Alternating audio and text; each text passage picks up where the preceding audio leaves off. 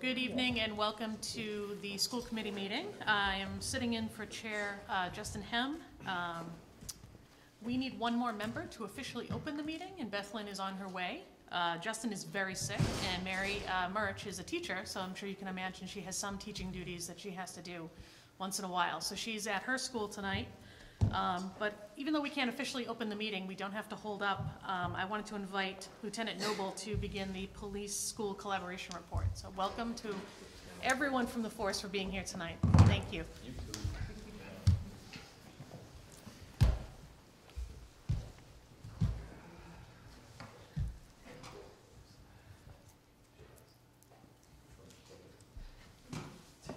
Just tap that middle, just all. Should have brought the kids. Here, I know it's an app. They know. So it's fine. I'll do it. No, it's Okay. good evening. My name is Lieutenant Mike Noble with the Maine Police Department, and we're just going to do a short presentation on all the collaborations that we do with the school. Just to say, a lot of the things that collaborations are done through processes between the administration, Detective Chris Sweeney. I'll introduce to. This is Detective Chris Sweeney. He's the SRO for the schools. That's Officer Trista Manchuso. Works days, does a lot of things up at the schools, and she'll be part of a new program that we're doing. And this is Officer Morella Rivero. She's also going to be part of one of the new initiatives that we'll be doing at the school. One of the things that obviously that we all worry about, and with all the kids and everything, is the substance abuse issues that they have.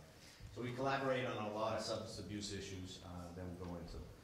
Next thing would be safety. You know, obviously the police, we want to keep the kids, and everybody wants, that's the utmost importance, the kids safe. Academic, we also get involved with children in their academics, not only teaching, but teaching the substance abuse, you know, and the safety factors that go into it. Community service, you know, teach the kids that are, you know, we give of our time and show them that the positive influence of giving of their time. We'll go over a few of the new initiatives that we're starting up right now and in the near future. And there's some collateral partnerships, mainly with the Maine Police Relief Association that does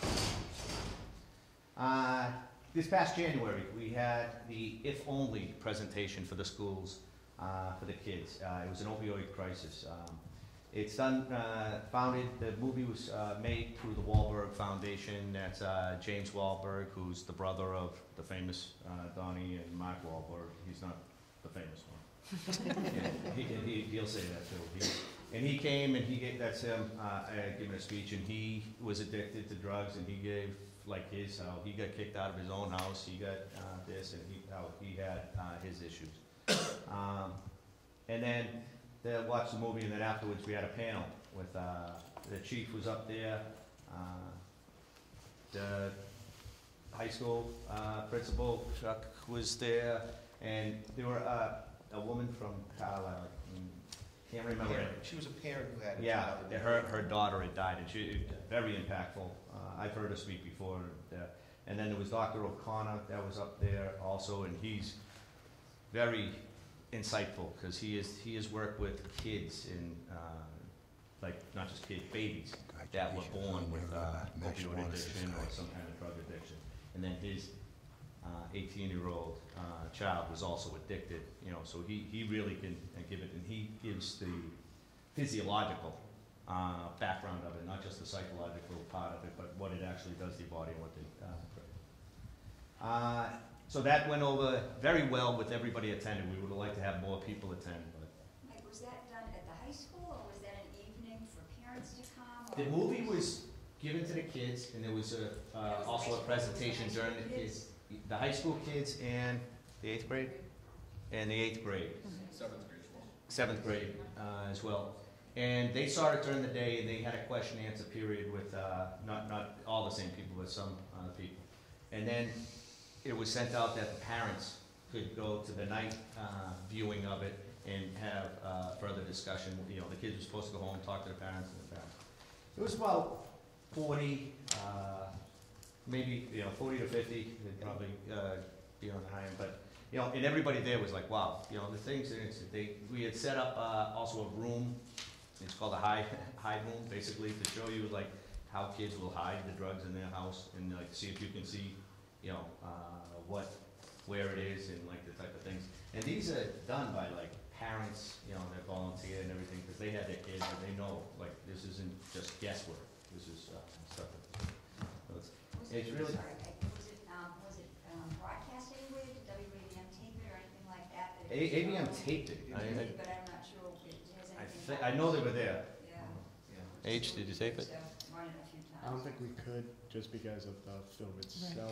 Oh, The that could be copyrights. right too, there might be. Yeah, you know, it might be a rights some issue. stuff. I think the presentation though was taped, you know, the committee that talked about it afterwards, I think that was taped. I'm not positive, but I thought that was part of it. Officer Noble, there was also a gentleman who was a younger, I think he was from some house. Yes, yeah. And he spoke as a high school student, former high school student, and that I thought was very. And his, a big impact because he's told it through the eyes of a teenager going through. yeah, he was stuff. only in his mid-20s too. Right. He had already gone through like a cycle. He probably could relate more to the kids Yep. during the day. And I'm pretty sure he was there during the day? Was he there? No, he was just there for the evening. Just for the, okay. But his was, I think, only alcohol though. I'm not positive. No, it was drugs. Was it? Yep. It started out recreational, I believe, marijuana in high school, and then it spiraled. Yeah. Okay. What was interesting too was there was a lot of parents who were very passionate about the topic. A lot of people, including myself, know somebody who's, you know, a friend or a family member who's had to deal with opioid addiction, and a lot of parents were there, were just so grateful that we brought the topic up because it did provide more information. I would never believe that hide room that they did in the library to show you all of these items that you would normally think in your house are just normal everyday items, and people are hiding stuff in those things. So It's one of the reasons why, you know, the police have always been against marijuana being legalized, because of all the candy and all the stuff that it's made into that, you know, you could be watching your kid have marijuana without you even knowing it, because the way they can prepare it and do that nowadays. Right now, we had set up, we're part of what's the Central Middlesex Police Partnership, which is a consortium of towns, including Hanscom Air Force Base. And we get together and we go over the opioid things, and that's how we first started with the If Only movie. But then we, because of ABM and all the things that they can do, it was brought up that how about if we can try to do a PSA on it and give it to them. So we're in the process of trying to do a PSA in collaboration with ABM, which, you know, not many other schools have the ability to do that, so that really goes far with us. This is just a couple of pictures and a couple of things that we've done. If you can see, Officer Manchuso and Officer Ruggiero there with the mock OUI. We do this every year. We've done it for a long time. We do it in collaboration also with the fire and DPW Department's help. And we bring cars there, and all the students that are going to the prom sit through it, and others. And just go over the basics, like this is what can happen, you know, the reminder. And I like to say, I can't remember the last time we've had an incident on prom night, like serious, like accident or whatever. So, and I'm not one of those that if you say it, it's going to happen. So I'll say it. You just said that, like, I don't Just believe a lot of knocking. I don't believe what I say here today will affect what other people do. She knocked on wood for you, so it's fine. We mitigated it. This is Detective Sweeney does the SRO, and he does a class that shows the substance abuse, and this one's mainly alcohol, that you have to wear goggles and try to drive these cars, and it shows like that your reflex is slower. It shows, you know, that, you know, your sight, your vision of this, and, you know, it's fun, but it also is a learning experience, which also makes it easier for the kids to learn about it. So, safety. This is Detective Sweeney is the main one who's involved with the safeties, the liaison obviously for the schools and the police. But all the police officers come up here and deal with that, but he's always in the schools doing it.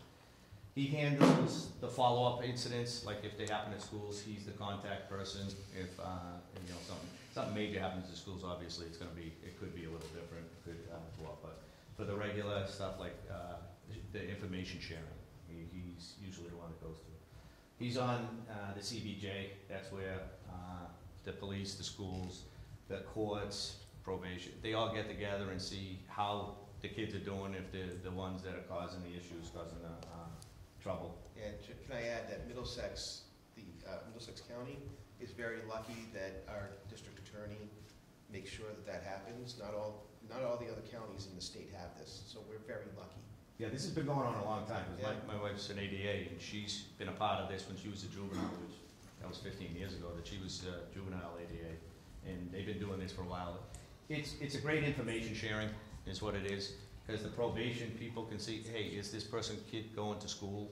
Is this, like, do we have to, like, put other restrictions on him, or he's doing great in school, so they say, oh, okay, so, it's a real good, part, again, of the information sharing. The SRO is also a member of the school safety committee, he goes to their meetings. What's brought up, I know the parking lot in Green Meadow, that's one of the issues that comes up, and, sometimes there's not much you can do about certain things, but he's on that. He was just recently, the bullying forum, he participated in that. And, Detective Sweeney is also an ALICE instructor, which is the alert, lockdown, inform, counter, evacuate, those are the school shootings, or, any kind of casualty or kind of incident in schools that he regulates the training for that, and, does the practice, sets up the practice, so the schools are all. So everybody's on the same page. Where the schools are in this, campus-like atmosphere, that it's a little easier because you can have set points compared to, like, if you're doing one school here, one school there. If it happens at one school, everything's gonna get locked down.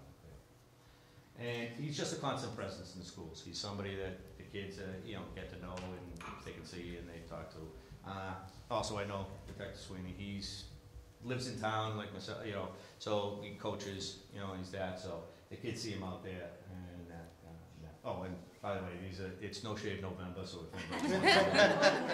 why we do the officers pay $100 to charity so they don't shave, so that. Coming along It nicely. wasn't just I didn't shave, just for November. Yeah, it's coming along nicely. Very good. This is the tough Some part, aren't, right? some aren't, some didn't. Can I won't name names, the chief.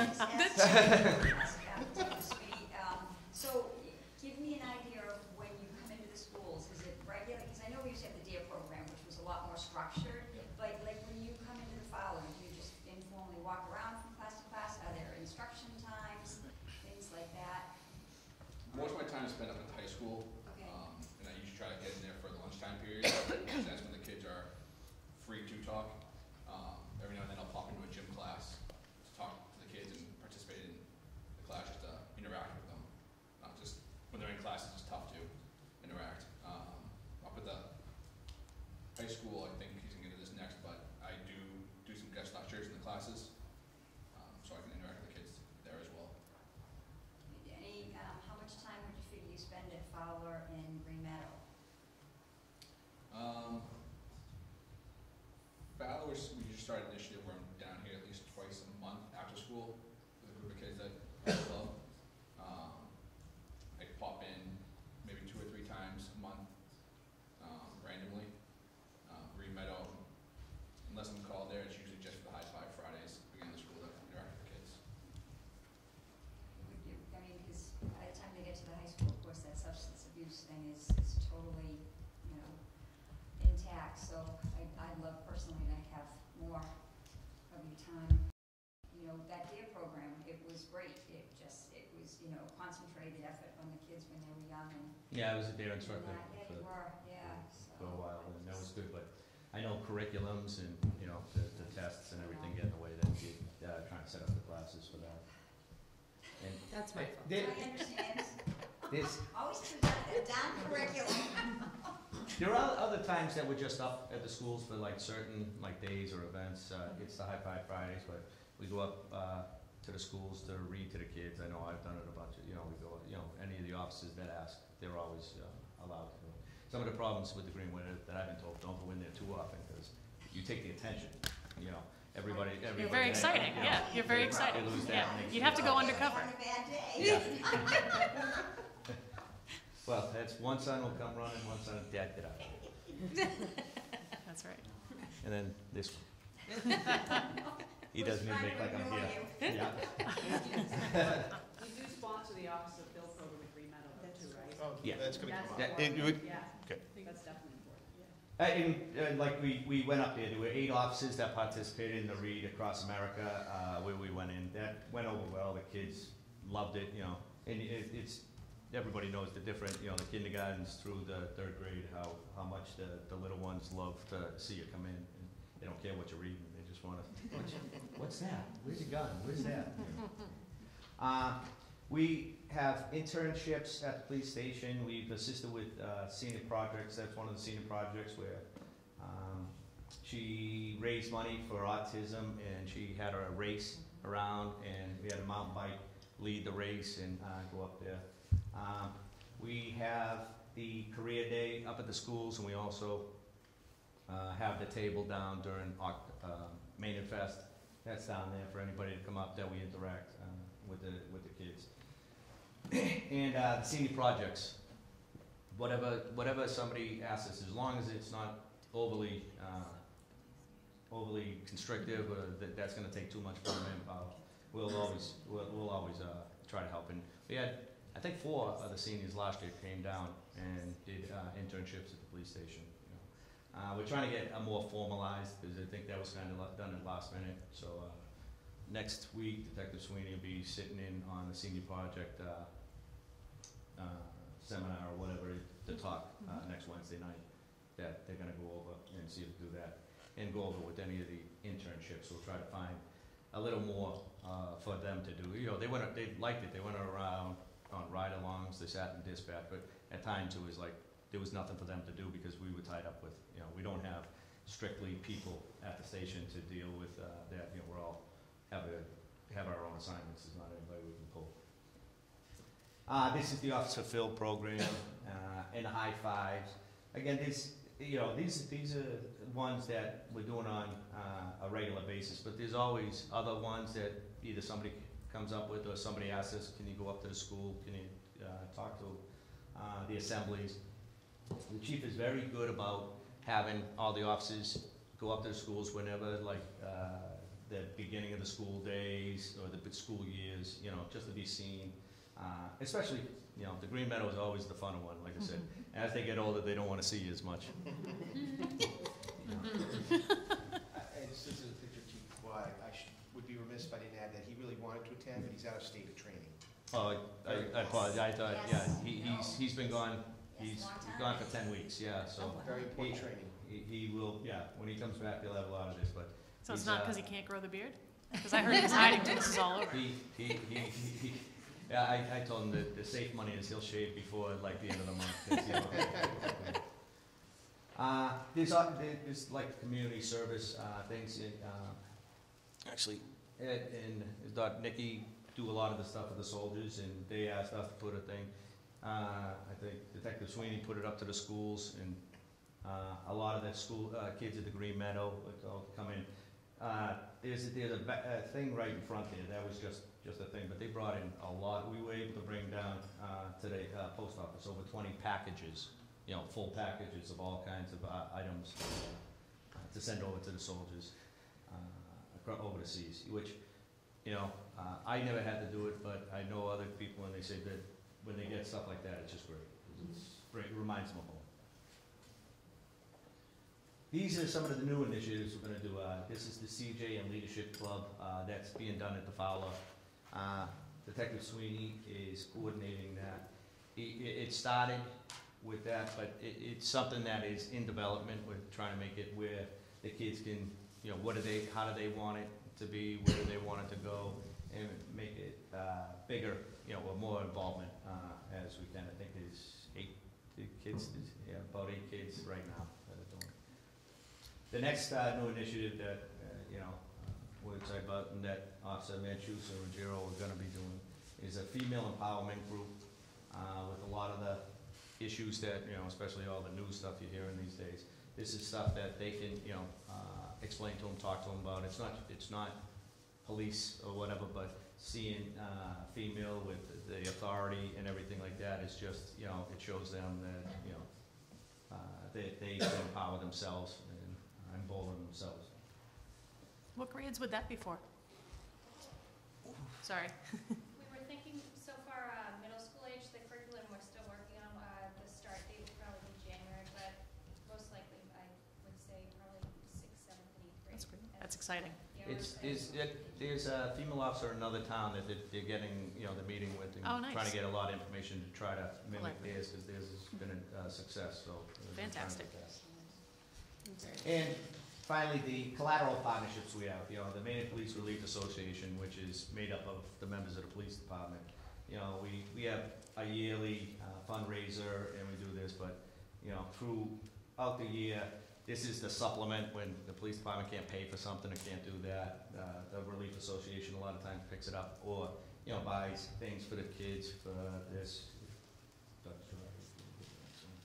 It's, we buy all the sports teams, we buy them a dinner every year, like one dinner so they can have that. It brings up, like, way back when I was in high school, and not as far back as Detective Sweeney, you had those dinners before, you know, team dinners. You went over somebody's house sometimes, you did that, you know, and that's what we're trying to bring back, that, you know, do that. So we have those usually at the Elks, and then we give away 4 scholarships this year to students.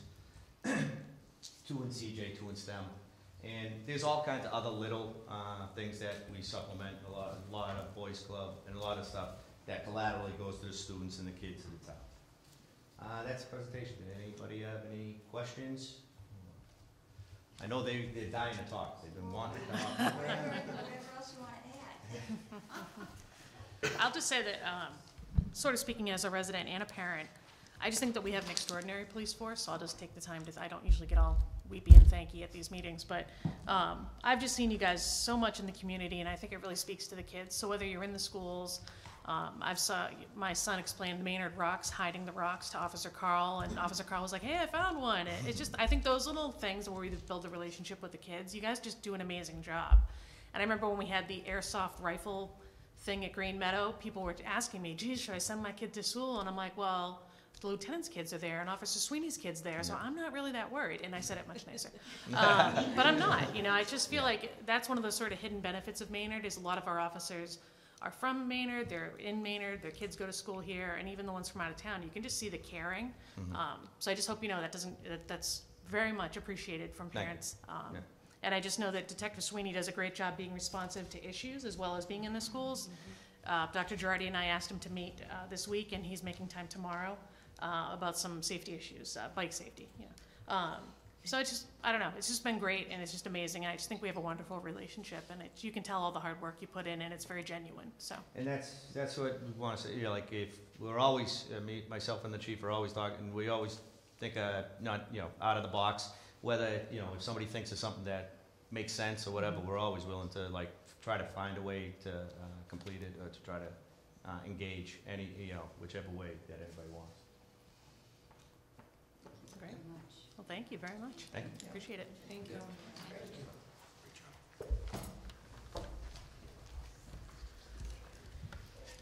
All right, so now I will officially open the meeting at 7:26.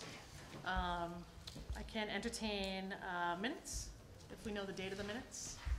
We rely a lot on Colleen to tell us the date of the minutes, so. No pressure, we can always table it till next time if we don't have it. October 19th. Yep. So motion to approve the minutes from October 19th. Motion? Second? I'll second it. All in favor? That's 3-0. There's no chairperson's report because there's technically no chairperson. So I'll turn it over to Superintendent Girardi for his superintendent's report. So I'd like to start off with some student recognitions. I want to congratulate all the students who were inducted in the National Honor Society last week. Our community is very proud of all of them. And that's one of my favorite events. Unfortunately, Justin and I couldn't make it, but they're amazing students, and we're very proud of them. Congratulations to Madeline Batasso, Aaron Jacob, and Eva Charbonneau. Their video called Maddie, Eva, and Jacob came in second place in the 2017 MIAA New England Patriots Sports Video Competition. So once again, our WAVM students are doing amazing work. And then congratulations to the WAVM students, Charlie Fitzsimmons, Joel Steinhaus, Justin Wilkins, and Max Bakalos. Their creative unboxing the video was filmed as a result of their setting up our new video editing computers that we were able to purchase for WAVM with some of our technology funds. They were so excited about seeing this, being able to use these computers, they created a video about it. And executives at Apple saw the video and they had created and decided to donate over $5,000 worth of professional television production apps for all of the students at Maynard High School to use. So That's incredible. Yes. it's very nice of Apple. So. And it's the most interesting video of someone opening a computer you will ever see. Yeah. It's fascinating. So Lots and of great I did put this information. in my superintendent's blog so that people can just click on it. I have the hyperlink to that, so you can watch that video because it's awesome. Some program recognitions. I'm proud that the Maynard Public Schools are leading the way in CPR and AED training for all students. We have worked for several years with Robert Shriver of the Sudden Cardiac Arrest Association so that all students at Maynard High School can get that training in CPR and AED, which is automated external defibrillator use. Also, students have the opportunity to get their CPR certification through this process, but the training itself is free, and then if students personally want to purchase the certification, like they would have to pay at wherever they would get that, they can do that. But the training is free, which is wonderful for our community. It's also something that our fire department and several community members have wanted for a long time, and we've finally been able to do it over the last couple of years. And many districts don't provide this training. In fact, because of our relationship with Sudden Cardiac Arrest Association, they asked us to write a letter in support for Massachusetts legislation HB 3733, which would require CPR and AED training as a graduation requirement. So I'm really proud of Maynard because we're one step ahead of even a law that may get passed. But we're doing the right thing. So it's pretty exciting to be part of Maynard and be part of Maynard High School. I've also learned a lot in the last 3 weeks. I've been able to attend some conferences with Justin and other folks in the school department, technology conferences, and I've also been able to attend some local community events. So one of them was on October 24th. I attended the Maynard Anti-Racism Alliance event with the guest author Michelle Chalmers. And while our school department has been very conscientious about providing training for cultural proficiency and having resources in our library for diversity, I was able to purchase a couple of her books, which were wonderful. The Story of Medco and The Skin on My Chin. And so one of the things she shared with us is that it's always a good idea to have your libraries reviewed to make sure that you have enough books so that people understand diversity and how important it is. So I sent out an email to some of our key staff, including Donna and Sarah Paisner, the Green Meadow librarian, and Lynn Meridian in preschool, and Katie Krasinski in kindergarten, so that they could get her lists of books that she would recommend, and we can hopefully purchase more books so that we can, again, be on the forefront and doing the right thing.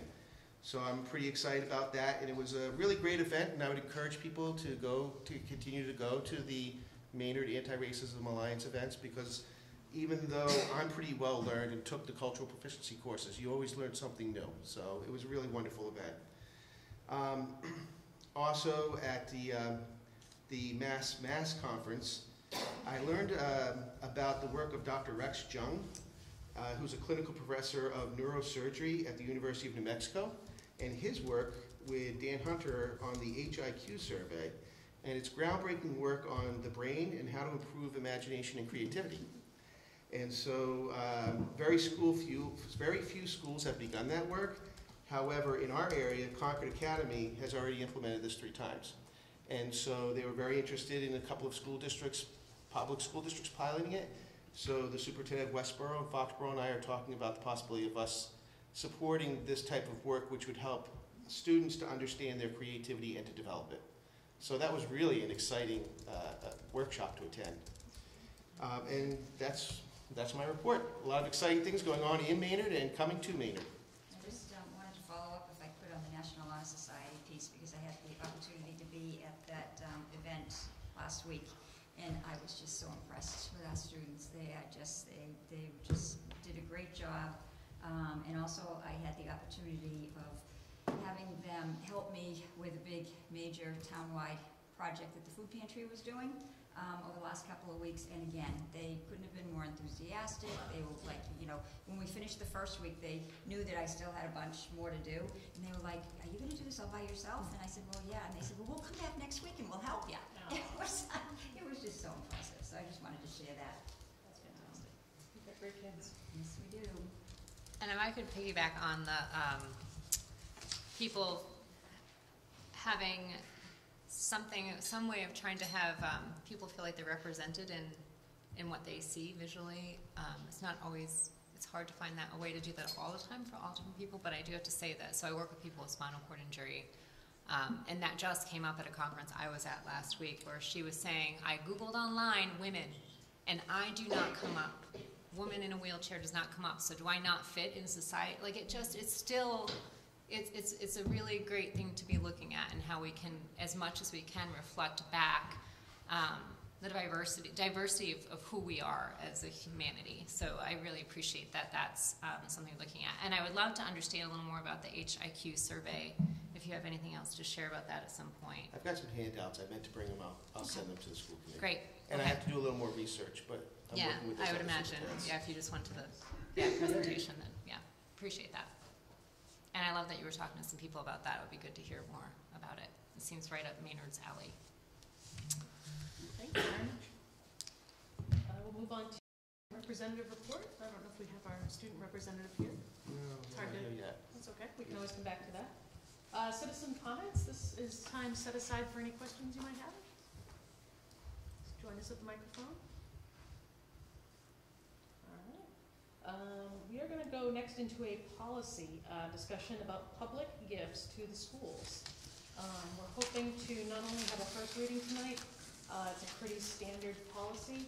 We would hopefully get approval tonight because we have an amazing gift to accept following this discussion. So I'll let Bob. No pressure, but Well, let's get it done. It's just that, It's a timing. right.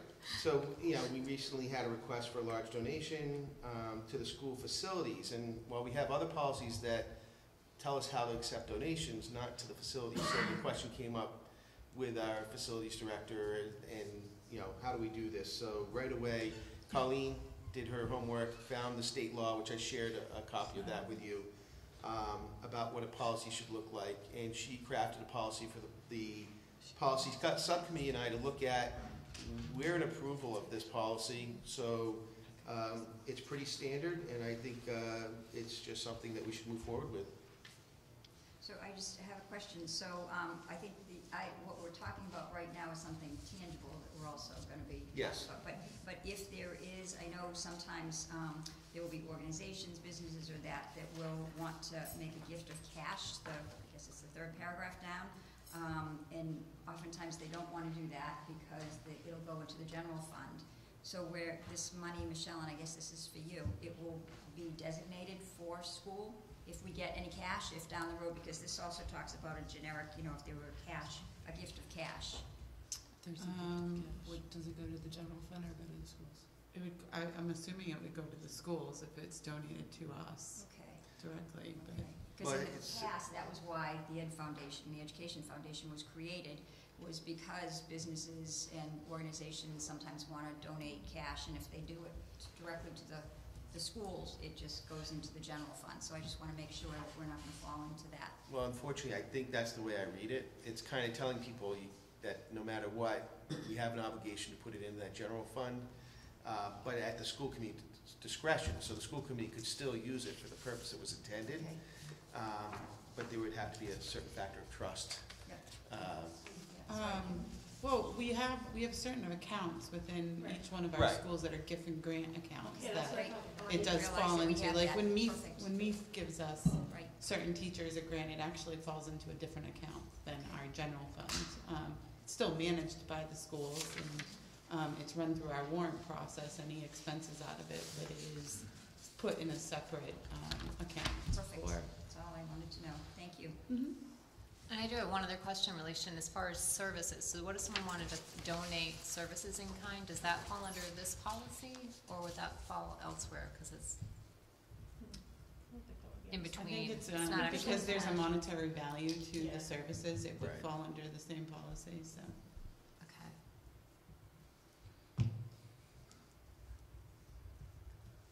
So, So. it's just a first reading, but I think we Yeah. can move forward. We asked our attorney, we can still move forward with we'll read it again at a second time, but I think we're pretty set with it.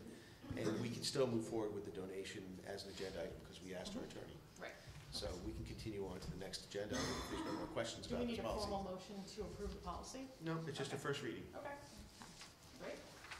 So I would like to move on to item number 8, which is flagpole and flag donation.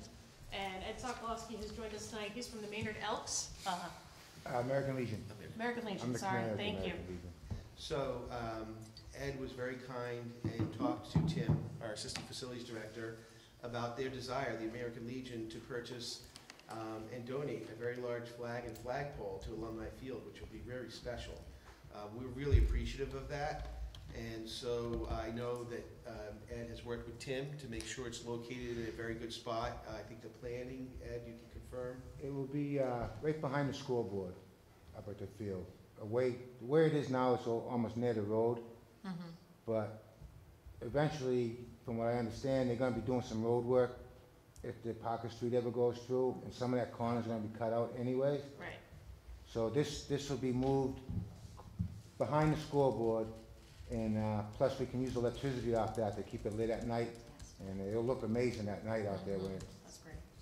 it's lit up. It's a 80-foot aluminum pole. It'll have a 15 by 25 flag on it. The American Legion will pay for any maintenance down the road that has to be done to it. We'll replace the flag when it's needed. So That's awesome. we were hoping, I don't think it's gonna happen, only because the cement foundation has to set before they actually can put the pole in, but we were hoping to have it in for Thanksgiving morning game, and we were gonna have the captains from both teams raise it for the first time. Yeah, that may happen, it may not. I kinda doubt it now, but it's gonna be done shortly, if we get the approval. So the current flagpole, is that also 80 feet? No, that's like probably 20 feet. The flagpole that's there now Oh my gosh, that's gonna be cool. the flagpole is then actually, I must have put there 58, it's a piece of pipe, that's all it is. Wow. Every time we have to change the flag, the pulleys break, it's in total disrepair. So we figured we sold our building in Maynard, and we have our meetings now at the Elks, so we have some money and we wanna give back to the town, so. And, I'm sorry, but also, probably in the spring, we're gonna like to put up a stone up there with the plaque on it that was donated by the American Legion for, in honor of the veterans from Maynard. But that probably won't be till the spring. And by the way, Kyle Brainerd came tonight because Tim had another event, but Kyle came, and just to confirm that they've been coordinating closely with the American Legion on this, right, Kyle?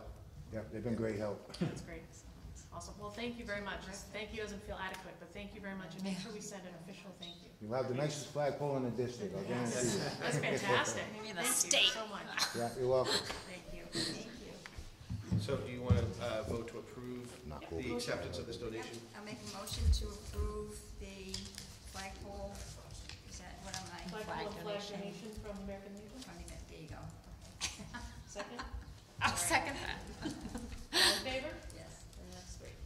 Thanks. That is really cool. That is very cool. Technology director position. So we actually were able, some of the members couldn't attend, but we were able to run this by Mary Marish as well, when she was doing some research on the budget. And at the end of last year, we had a retirement from the technology director's position, and we were hoping that the network administrator could keep our technology running with oversight from Jennifer and myself. And unfortunately, our network administrator has now found another job in another district, so now we're down 2 staff members in such an important area, especially with all the money that we've spent on technology. So he's going to be leaving shortly, and we feel that it is in the best interest of the district to hire, instead of hiring like we had in the past, a network administrator and a technology director, we really feel we should hire a technology director who will know how to do everything that we need to get done. And so the combination of funds that are left, we're still going to need about $23,000 more, which is why I felt it was important to run it by the school committee. But Michelle, I know you've been looking at the budget to see where you would be able to find that money, and you believe that it's important that we should be able to find that money. And I know Mary Mersch said, the average salary is a pretty good salary, and she's felt that it's really important to get somebody who's qualified, even if they're at the top end of that salary. So it was nice to have her support the other night, and I just wanted to share that with all of you. We just want to make sure that you're okay with us moving forward, because I know we've talked about how we've been trying to save money by not always necessarily backfilling positions, but in this case, we've got 2 positions that we're consolidating into 1. So, I don't think we need to vote on it, but I'd just like a consensus from the school committee that you understand the need for this. So we also, if I remember correctly, in talking to Jack, we were going to have 3 19-hour We still do. people. Okay, so they're going to be under the direction of the technology director. So. And we got lucky. We got some really great employees. They're doing great work. So that's why this will come together nicely, I think. We're very lucky. How do we look as far as this is a tough time of the year to be looking for a good person? But Jack found a job, so. Yeah. Yes. I think we have, we did post just to make sure that we were able to get an idea of candidates. I think we have about 10 applications in with a few more. I've had a few more inquiries sent my way, so. And that's just since Monday. Right. So. Perfect.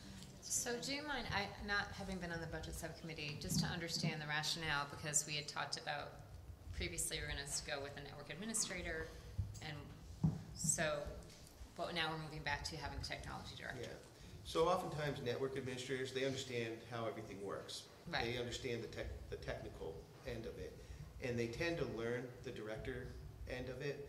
But I know Jennifer and I, as we've started to take on some of these responsibilities, realize that the technology director is really important. So one of the things is that a lot of those apps, when you sign up for an app, I don't know if you actually read the agreement, but the agreement actually says you waive your rights to privacy. Now, because of some of our laws, children can't waive their rights we can't waive our children's rights to privacy. So there are things that technology director can do when purchasing apps to say, oh no, this is a school, we don't do that. But you just don't automatically check off. Yeah, we're waiving the rights. And so having somebody who's in charge of making sure that our student privacy is protected is super important. So that's just one example of something that I think sometimes we don't realize the importance of a lot of administrative positions, but that one's a really important one. I mean, they take care of all the, they know where all of the computers are. They have inventories. There's a lot of things that go into this job that we were hoping Jack would grow into, because it's just a matter of time and learning. And he's great. We're going to miss him. And he would have been able to do that. But now, in his absence, we really need somebody who knows the whole, the whole job. And we did talk about posting and hiring a network administrator, and the challenge becomes sort of the vetting of that component. And since it was falling under me, I felt comfortable that Peter had vetted. Jack obviously had trained him and told me that yes, he can, he can do the work. And so if we were to hire a network administrator, you don't really we go know through the all hire, great references, great whatever. I was at a technology director meeting a week ago, and they were talking, one of the districts was talking about some spyware thing that happened in their computers 2 years ago that they're just now recovering from. I wouldn't, know that there was a problem until it was way too late, if they weren't able to do the job, and if they can't do the job, I don't know that we have the skills set within our team to step in. As Dr. Girardi mentioned, we have some amazing technicians that over time likely would, but I'm not super interested in leaving sort of our network security sort of like a over time, hopefully things won't happen type thing. It was one of those sort of like, we need to have the expertise and the experience to be able to make sure that our data is safe. And the reality is we're not just talking about students, you know, doing math games and those sorts of things. We're talking about getting into the buildings through the doors. We're talking about our HVAC working at the high school. We're talking about the kitchens working, and there's so many different components.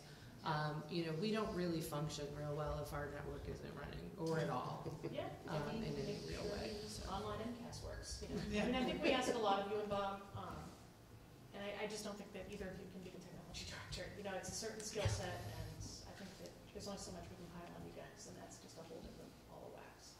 So, my 2 cents being from technology. When she watches me try to transfer a phone call. The few times that your own computer at home goes down, it's like, oh my God, so I can't even imagine, so, yes. Well, it's good to hear that we already have applicants. It sounds like you guys have thought through multiple ways this could work, depending on numbers and qualifications and things like that, so it's a key position in the school system. Very much so. Great. Well, thanks for, I mean, this is more of an administrative thing, but I think it shows that you guys have a great relationship to bring those things to us even though you don't have to. I think that that's just really great for transparency and things like that. Yeah, so. we appreciate that. Great. Thank you. Awesome. Good luck.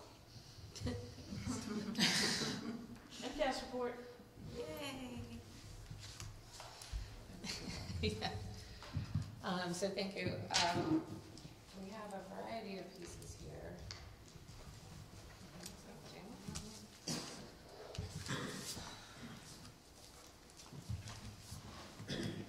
So Dr. Girardi,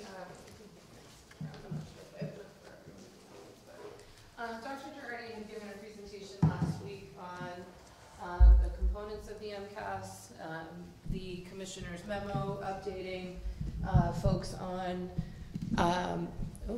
the MCAS change from last year. And just as a reminder for the audience, as well as for the school committee, this was the first year of the new MCAS 2.0, and one of the biggest pieces that the commissioner's update that Dr. Girardi provided mentioned was that this is a very new assessment.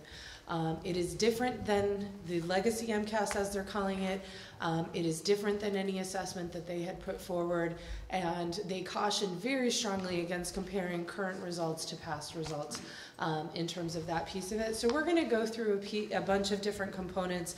One of the questions that since Dr. Girardi's presentation and since the MCAS scores have since been released, and people have looked at them and the newspaper articles and so on, is just a question on how if we can't compare to the past, how do we contextualize sort of what we're looking at? And so that was really the theme of what we really wanted to talk about. When we met as a leadership team to prepare for this presentation and sort of dive into the MCAS and how we bring it forward to the public, what we really thought about was contextualizing it in a couple different ways. And the first one was contextualizing it to the assessment itself and really giving sort of that overview of the past. So just using 3 through 8 as a specific example, you can see the 5-year timeline of the legacy MCAS from 2012 to 2014. In 2014, we switched to PARC on paper, and one of the pieces that's important to note about that is that once we made that transition to PARC, we lost all we lost all curriculum analytics in terms of the data. So we were getting proficiency data, which we were able to analyze and look at, but it wasn't a dive into the curriculum analytics, which I'll talk a little bit about. 15-16, we had paper for 3 through 7 and our online tests in 8th grade for PARC. And then last year was all online for the MCAS 2.0. We made the decision as a district that we were going to assess all of our students grades 3 through 8 through the online assessment, feeling like although we were only required to do grades 4 and 8, I believe, it was important that we get right in sort of right away and get the experience, get the problems so that we could fix them as they go forward.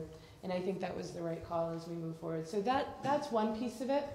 Then what we wanted to do was to really look at contextualizing Maynard's results. And when we talked about how we could do this, we really thought, you know, again, we can't necessarily compare the 3 through 8 results to the results in the past because they were different assessments and that doesn't make a lot of sense.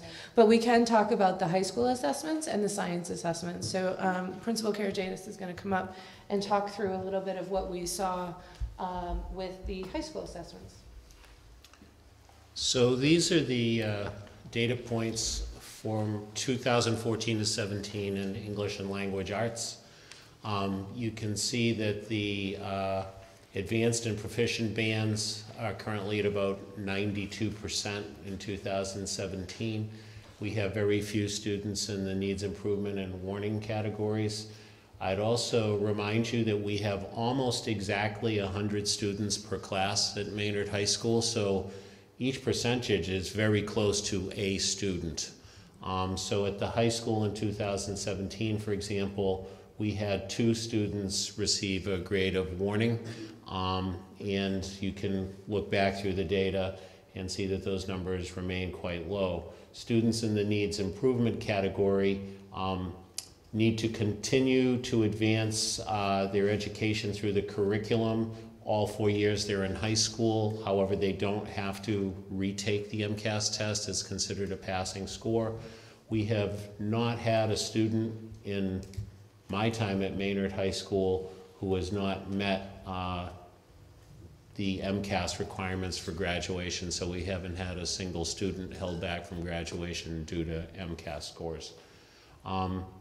Obviously, we want the advanced and proficient categories growing, and in the aggregate, we're at 92% passing in those categories right now, and we want to strengthen it further. Another thing I'd like to remind you of is this is a data point. There are many other data points that we look at. We're focusing on writing this year because we've noticed when our students take SATs and other measures, the writing scores actually should be better given our district demographics, so we're really looking at strengthening writing curriculum over the next 2 years.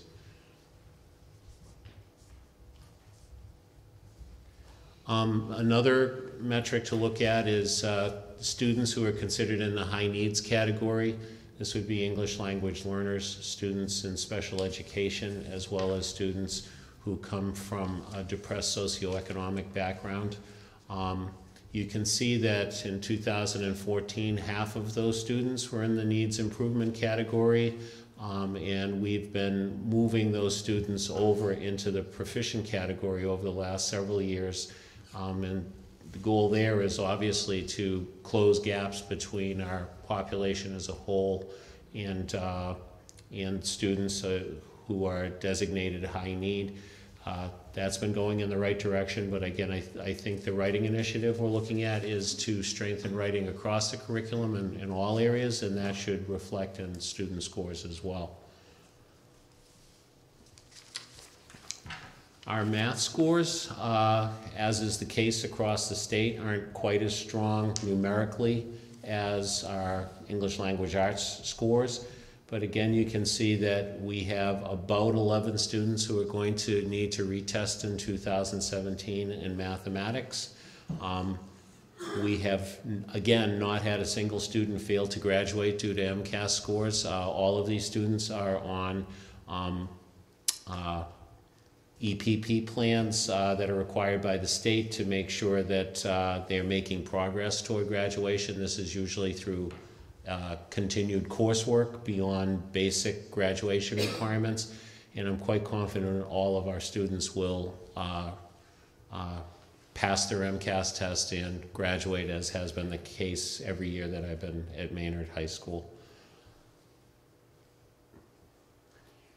You can see again the high needs categories were at 68%. They popped up to kind of holding in that 68% range. If you look at needs improvement and warning failing for 14, 15, 16, they have come down some to 55% this year. It's nice to see the blue band growing. It means that we're migrating students in that direction. But this is clearly an area that we need to work on at the high school, as a big chunk of our needs improvement and failing warning failing students are coming from the high needs group, and this is a gap that we definitely are looking at closing. We've realigned our math department with our teachers. We've put new curriculum in place. We've purchased some new materials, and I think we're starting to see movement in the last year in particular.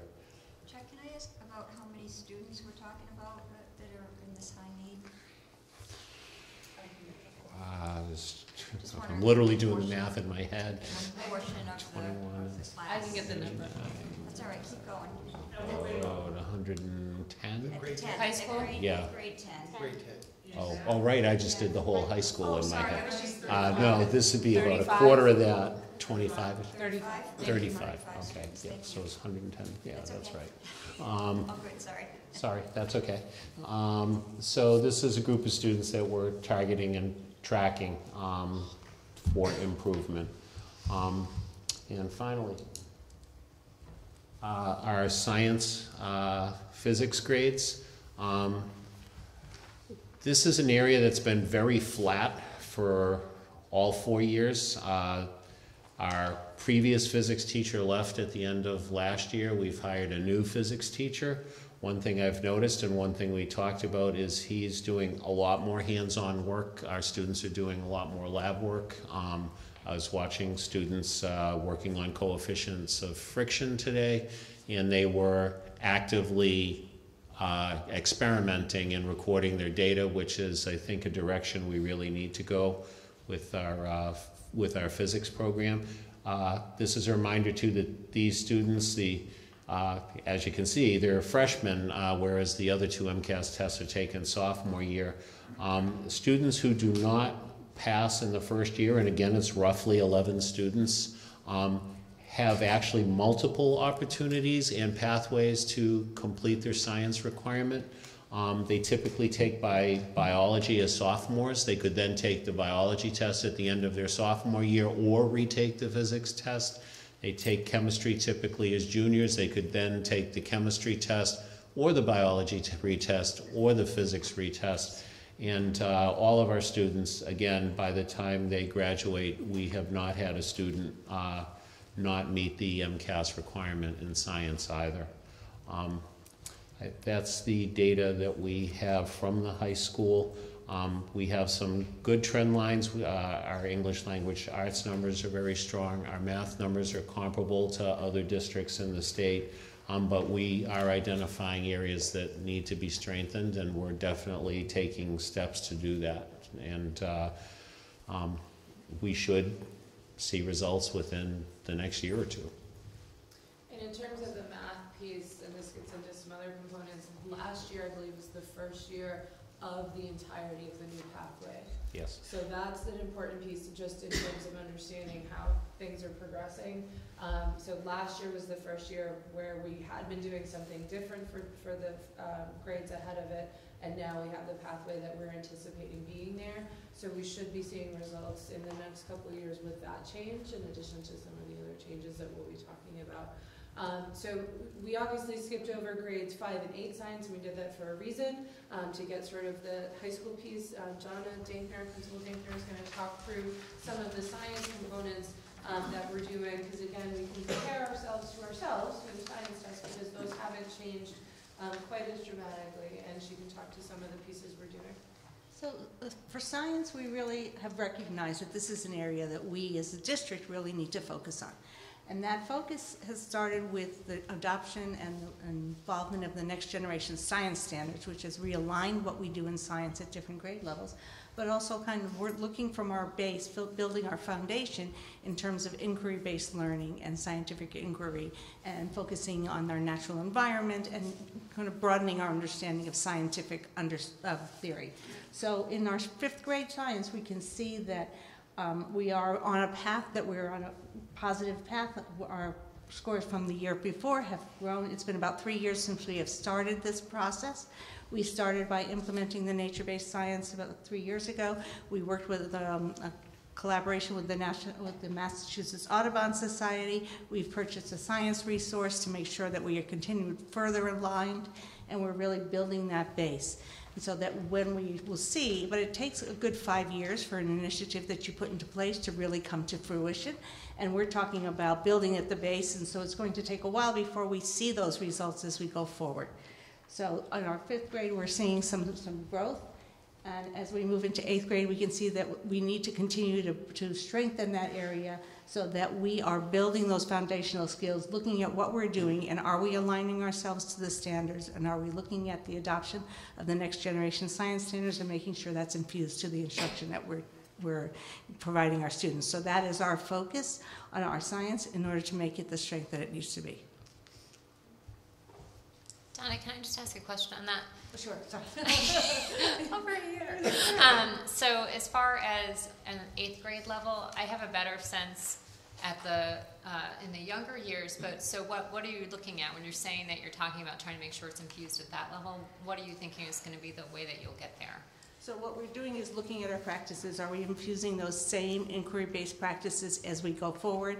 Are we giving our students the opportunity to do that higher level thinking, that experimentation, that use of their higher level thinking skills, so that it's not just kind of rote learning, but really using that together? Because as we go forward, what we're being asked of as we're looking at not only these assessments, but in life, is to really think about what we know and use that to produce something that's more substantial, to be a contributing member to our society. So using that information to make informed decisions and to how to figure out and how to scientifically figure out what it is that we need to do. What kind of experiments, thinking about our essential questions, what is it that we want to look for? How do we target that? How do we go about finding that? How do we make a realistic hypothesis? And how do we make sure that we can make adjustments when we need to make those adjustments?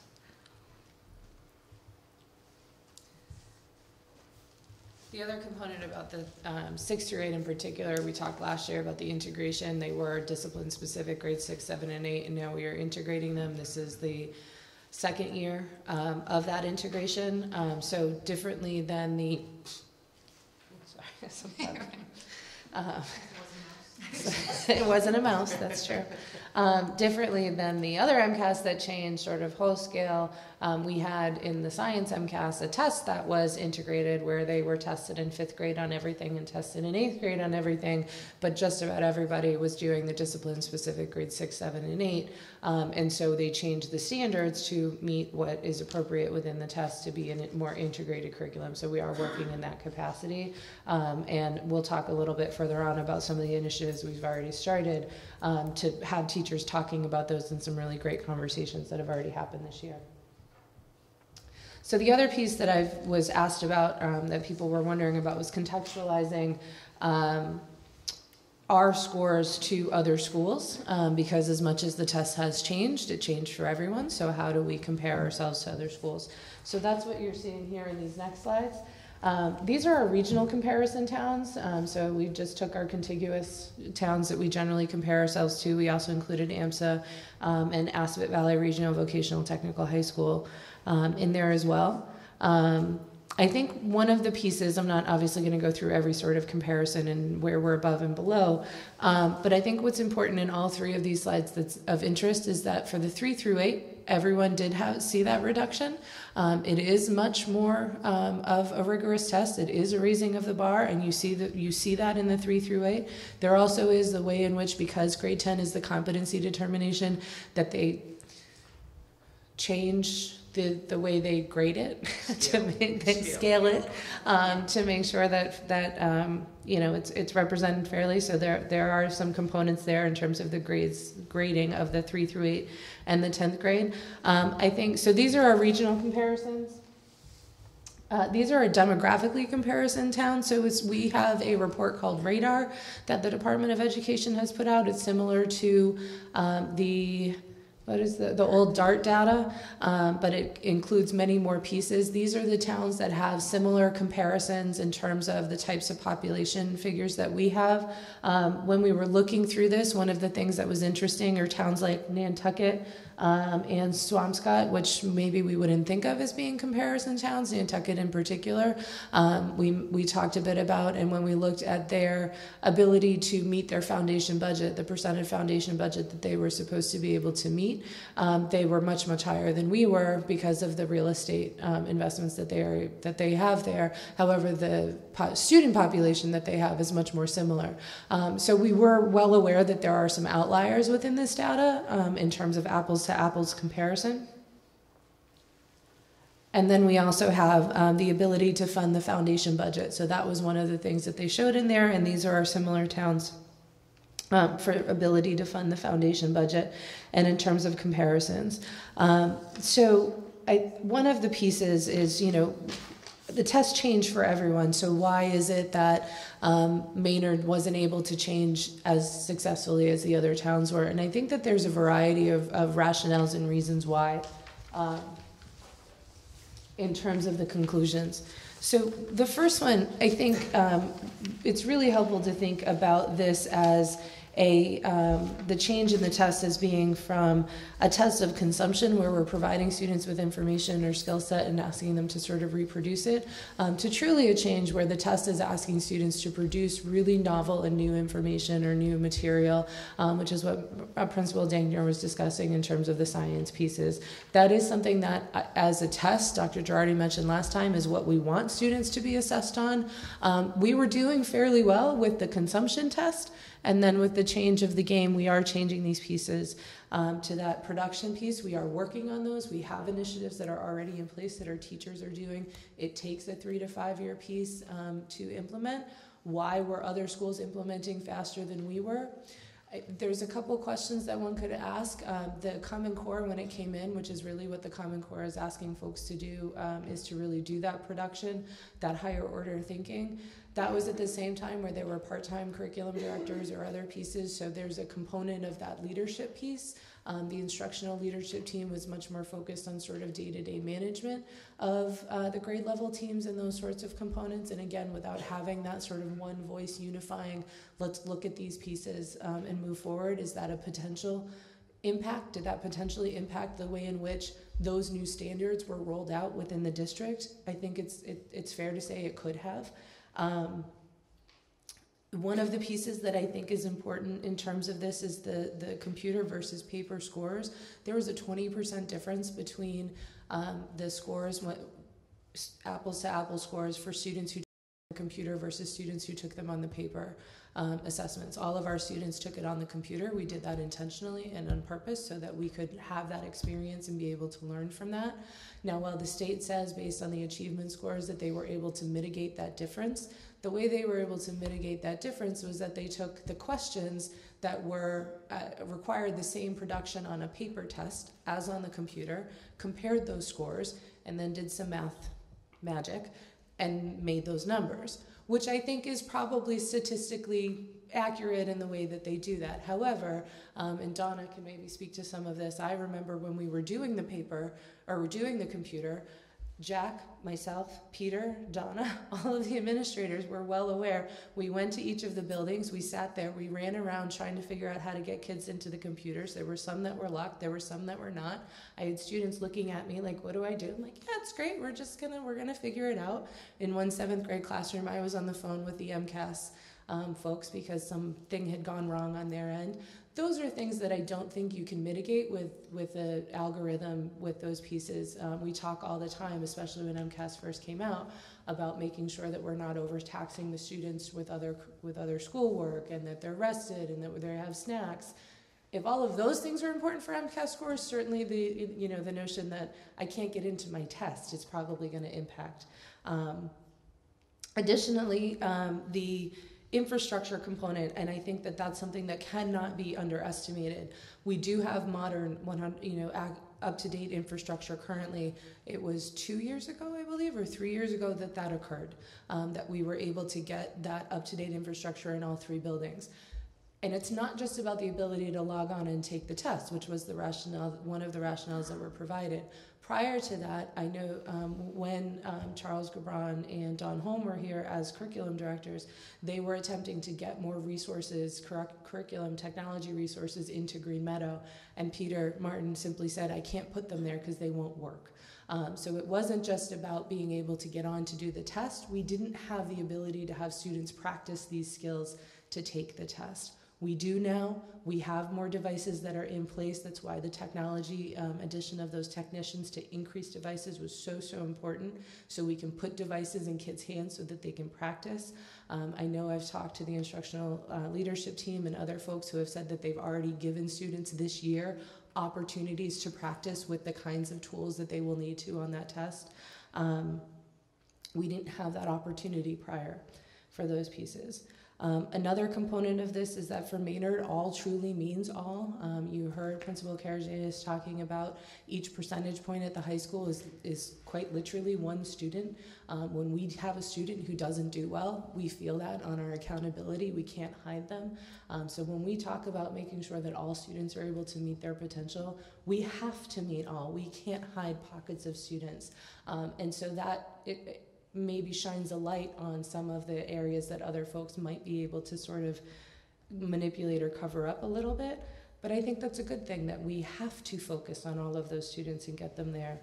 And then finally, this is the most important one, is that the time and the conversation with teams about data, about student learning, and about teaching is so paramount. And I've mentioned for the last 2 years that I've been here, we need time for our teacher teams to get together, to talk about student work, to talk about practice, to make sure that we are providing those inquiry-based experiences, not just in science, but in English and math and all the other areas, to make sure that our students feel safe, to make sure that they are able to access the curriculum, so our social emotional initiatives fit in with all of this. And those are things that it's not what happens when the teacher is in front of the students. It's what happens when the students are somewhere else and the teachers are together looking at that data. I did speak with several curriculum directors and said to them, you did better than us. What have you been doing? Just sort of looking for that anecdotal information, and that's what we're all doing. We're all trying to provide that time for professionals to get together, have those conversations, and be able to impact their practice based on that. So I feel like we're very much in the right direction. And we had a hard time coming up with sort of the title of this section because it wasn't sort of what's next, because it's not even what's next, it's what we're currently doing. You heard Principal Karajanis say this is one of many data points that we look at. We weren't waiting until August to figure out that we needed to work on writing or we had other issues that we had to address. And so, within the last 2 years, we really have begun to design initiatives and focus our time and our efforts on places where we knew we needed to in order to make the gains for our students to be able to perform and be productive when they leave us, which now we believe will impact how they perform on these tests. One of the pieces is that we have a reboot or a revamp of the instructional leadership team. As I mentioned in previous years, it had been much more sort of operational and day-to-day focused. We are training all of the teacher leaders on a data analysis process, which if anyone has done data analysis, they're all the same processes, same structures, but this is one that schools are using and works. We are currently in the 3rd meeting of that training, and what we're doing is we're using our current MCAS scores, we're using our curriculum analytics. This is an example of some of the data that we look at, and essentially what this shows is how Maynard students did in grade 10 by question, and they're sorted by standard as compared to the state. So essentially what we do is we look at how we did on standards. We notice things about the data. We simply notice, we seem to do better here, we did worse here. And then we ask questions about the data, and we go through a process to be able to identify teaching opportunities or learning opportunities that we need to emphasize. So we're doing 2 pieces. One is we're training the teacher leaders to facilitate that process with their teams, but we're doing that through the analysis of the data. And when we first started this work, I collected feedback forms from the teams, and they just said it's really great to be talking about data, teaching and learning data. It's great to be talking about instruction so that we can focus on what we're doing. So I think that there's an energy, there's an excitement for that. The second piece I mentioned briefly, and we've spoken many, many times here about, is the social emotional initiatives that we have. This is not something that is separate. If students are not able to feel safe in their environment and have access to learning, then they're not going to be able to perform. Conversely, if students are not performing, quite often that can result in some behavioral challenges with students not knowing what to do with those issues. So all of these pieces of growth mindset that we've spoken about, the social thinking, the PBIS, all fits within a narrative that allows students to know who they are, know their best selves, identify when they're not being their best selves, and figure out strategies and ways of getting to that place. And so this is paramount. The work we're doing on social emotional learning is paramount to our success on the academic pieces. We can't do one without the other. They both fit hand in hand together. We also have some very exciting work that you've already heard a bit about through our school improvement goals that we presented on last time. But Donna, I'm going to ask to come up, and we're doing some work on vertical teaming, that conversation where professionals are getting together and talking about what is it that we do. And Donna's going to share a little bit about our plans. So as we think about the fact that we're asking our students to be producers rather than just consumers. We're asking them to utilize what they're learning, not just to share that information back to us. We have to look at our practice and be reflective practitioners and say, are we giving students opportunities to learn and to utilize those critical competencies, those critical skills, not just in one grade, but are we giving it a continuum of services so that they learn in beginning in kindergarten and they continue to use those skills and continue to develop those skills so that they can have them in a solid fashion by the time that they're into the high school. And so that's what we're doing in our vertical teams. We're going to be looking and have representatives of each grade level in each discipline and look and say, what are we teaching in kindergarten? How does that lead into first grade? How does that lead into second grade? And so on, so that we are really building those capabilities and competencies in our students. And are we giving those opportunities? And how are we assessing that they're really making progress and they're really understanding it and that they are able to utilize that? So we as teachers need to look at that and say, how are we doing that? And if our children are not meeting that standard, how do we then revamp what we're doing so that we make those changes? So that's what we're going to be doing in vertical teaming on this next professional day, which is Monday. And then in March, we will revisit and see what kind of progress we've made and where we need to go, what are our next steps. Because as with anything, doing something once is not sufficient. We have to keep doing it over time. And curriculum is really very fluid. It has to be a living, breathing document so that we continue to change and grow as our students and our needs begin to continue to change and grow. And as we look at our school improvement goals, they need to reflect that whole focus on production as well. So in terms of the math, are we helping students become mathematical thinkers so that they can use those concepts to solve complex problems, not just so that they can give us, not so that just they can compute, but so they can solve problems and they can reason them and they can figure them out and they can understand the numbers and the breadth of those numbers. So what we're doing is focusing on those skills and focusing on assessing how they're doing that. And in terms of our writing, we've done a really strong job of teaching our children how to write about small moments and how to write creatively, but are we teaching them? And we need to teach them to write informational writing and persuasive writing and to write in response to their reading or to write an editorial, to write something in a different format so that they can express their ideas in a fashion that other people can understand. But while we're doing all that, we have to think about the fact that we have to teach them to do this in another format. We write, and I can, from a dinosaur point of view, I used to write everything out and then type it on the computer. I don't do that anymore, so we have to teach our children not to do that too. We have to teach them how to think and write and type directly on a computer, how to answer questions on a computer, how to utilize the tools of the mathematics when they don't have a ruler in front of them, but they have a ruler that they're manipulating with the mathematics. So we're teaching them how to live in the world that they're going to be living in, but also we're giving them all of these skills to use all of their thinking and all of the information that they have in a productive fashion. And I think that concludes our presentation. Any questions? So many, but and then we'll have a conversation afterwards. So there's so much conversation about the students and teaching the students.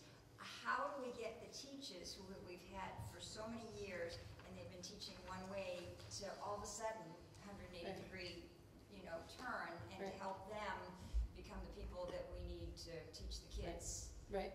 And that's really the challenge, and I talk about this with elementary teachers in particular, because not only have we changed sort of the style in which we're asking folks to teach, but we're also changing in particular in relation to math and science, the content, and that we're asking them to be content experts in math and science, which we weren't before.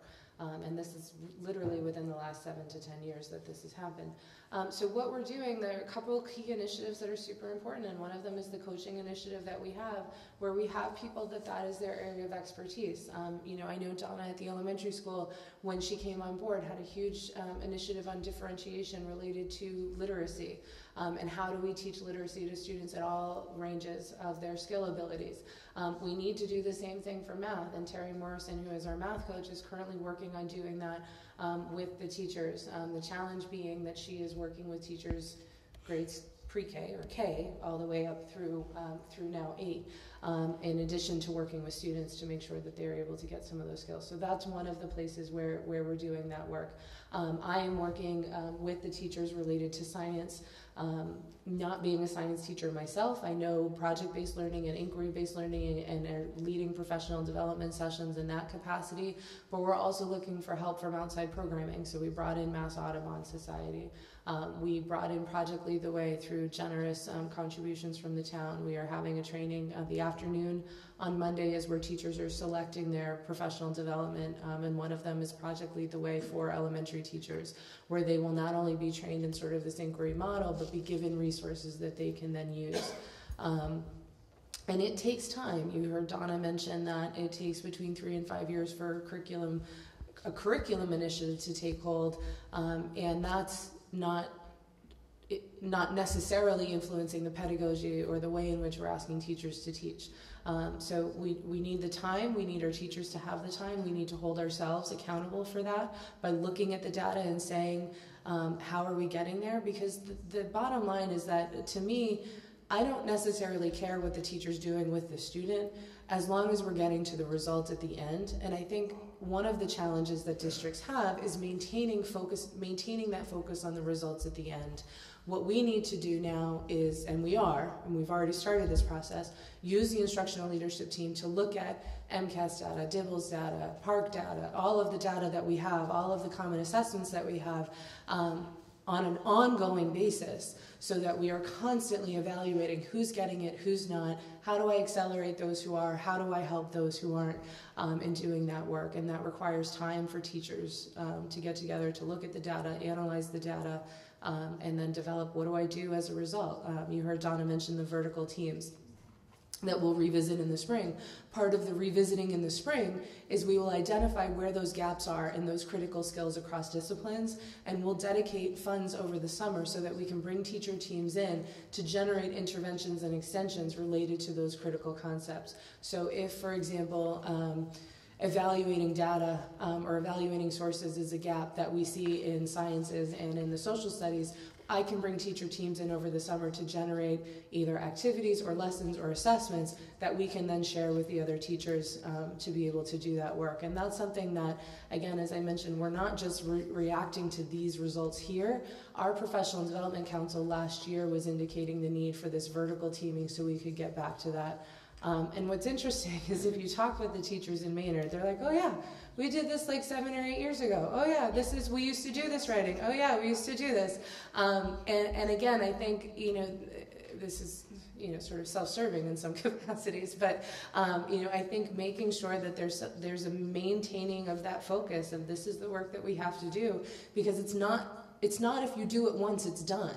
You have to continually revisit, regardless of whether you have teacher turnover or those pieces. And I think making sure that you have a strong instructional leadership team that is keeping an eye on that ball is super, super important.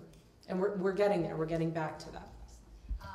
In terms of the vertical, so the 12th grade teachers are working with below so that we know what the end result is to make our students as successful as they can be. So it's not just vertical within a school. No. It's all the way. So what we did, and this was through the feedback and guidance of the teacher teams as well, we have a K through 5 grouping that is going to focus. We have 2 math, I can't really, anyway, we have a couple groups looking at math, a couple groups looking at literacy, and a group looking at science, K to 5.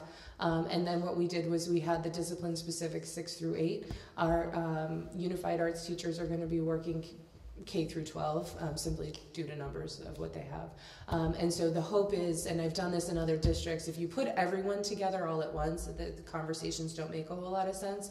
So we're going to start with a K to 5 and a 6 to 8, and then as we get better at knowing what those benchmarks are and those expectations are, we can then do, okay, what does this look like as a 7, 8, 9 sort of situation, and a 4, 5, 6 type situation, looking at those transition points.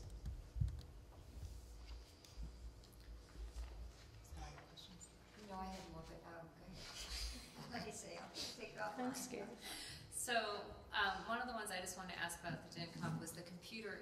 You said the day of there being issues with accessing computers, and just wanted to make sure that wasn't in the addressed initiatives as far as ensuring that we're going to make sure students are all set that day. So the day of wasn't necessarily about students. It was a new process going through a test. So differently than the paper test, right. Where we literally handed them out and kids could open them or not open them, we had to make sure they could get in. And again, that was one of the reasons why we chose, and other districts didn't. We chose to do it all at once so that we could know what it was, so we could learn from that, and we did. So we're all set for. Can I add? Having the practice is going to help the kids. So things, normally when we would give the test in the paper and pencil fashion, the kids would get a protractor or they'd get a calculator. Now they've got to figure out where to pull it down from a menu, and that was part of the confusion. Right. Is that if they're seeing that for the first time, it's a lot harder to manipulate a protractor with a mouse than it is with your hands, because you're used to doing it with your hands. So I think that the students will now have practice using some of those tools that are pull-down menus when they didn't have that sort of practice in advance of the test. Yeah, and we also learned how to open on the back end, like in the thing behind the test. How do you open the test? How do you close the test down the night before so that they can get in? And we had directions. Yeah, right. It was probably a 90-page document. That we read very carefully and attended the trainings, and Donna was incredibly diligent, as all the principals were, in attempting to make sure that we were doing what we could. I was in Uxbridge the first year that they did the online testing when we went to the park, and so I was well aware of what was going to happen when we put everyone on the computer to figure it out, and it's one of those where you just know things are going to go wrong. So it was one of those decisions where we said, let's figure out all the things that are going wrong so we can fix them for the show. And I think we feel much better equipped this year to be able to do that. Yeah. Okay. And then the one other thing, I appreciate that, and I that's good to hear, and also good to hear the students, and you mentioned this, that they were going to get a chance to practice more and interact, because it is different to try to figure things out on the computer. You can almost like freeze up if you're like, I don't know how to do this, and I know it, and it's a test. So it's really good that we have practice. And then the other thing was just you're mentioning the fact that teachers need to have the time to talk together, and I know Mrs. Smart had mentioned last year, Mrs. Smart, about the vertical communication, so that's great. But as far as just the teams coming together to review the data, do they have the time that they need at this point? Do we need to continue to work on that? We need to continue to work on that. Okay. Absolutely. We have time in one of the buildings that is currently dedicated. Is it sufficient time? Depends on who you ask. I mean, I think we at least have some time there, so that's great, but we could use more. In two of the buildings, we have no common time built in during the school day. Or after the school day, so we rely on, which is very generous of the town of Maynard, and it's great. When I came on board, I was excited about the half days. We're relying on that. It's not sufficient time. We need something that's built in continuously, and that's a funding component. Yeah, and that's what you heard from other curriculum directors in other districts, that's really the piece that they have to be able to really feed back in. Yep. I would say working in healthcare, we see the same thing, and trying to serve individual patients, that it's just now, it's really being able to use that data, and when you're using it meaningfully, being able to really use it in a way that can really help to direct where you're able to give your treatment and care for a person based on their needs. Yeah. That was my last question. Thank you. I just have a couple, I think just two questions. So when I'm looking at the box graphs, Yeah. you don't have to pull them up. Is everyone it doesn't matter which one, is everyone doing it on the computer, or No. some of them might have been still on paper? Some of them even are. that's still a little apples to oranges. Just the basic. So the state will tell you that it's apples to apples because they did their math magic. I don't think it's true. So yes. So possibly Georgetown, I don't care, was paper. I can find out, but No, yes, no. possibly they were. Please do not. Yes. Second question is, and I'm not asking because I have a third grader, but it's just my only reference point in the school system. How many, so that's the first year you take the MCAS. Correct. So I feel like that's when your computer skills are the weakest. Correct. So how many hours, so they take them on the Chromebook, Mm-hmm. how many hours on the Chromebook are we going to be giving them this year to practice? Like what's the goal? 20 hours, 3 hours? So I don't don't know. So. Yeah, I don't think it's hours necessarily. I think of it more in terms of skills, like so what we've asked the teachers to do and what they've done is a couple different pieces is how are you providing students opportunities to type one of the things that the third grade in particular mentioned is just the fatigue of the typing piece. So I know one of the third grade, she's actually in second grade now, but was providing opportunities for students to write an essay, and instead of writing it out, they were just going to the computer lab and doing that. And so we have multiple teachers who are doing that piece of it. I don't think it's numbers of hours. I think it's focusing again on what are the teachable moments and the places where we can give that to, for the place where you're doing your writing, but then you're also doing your technical piece.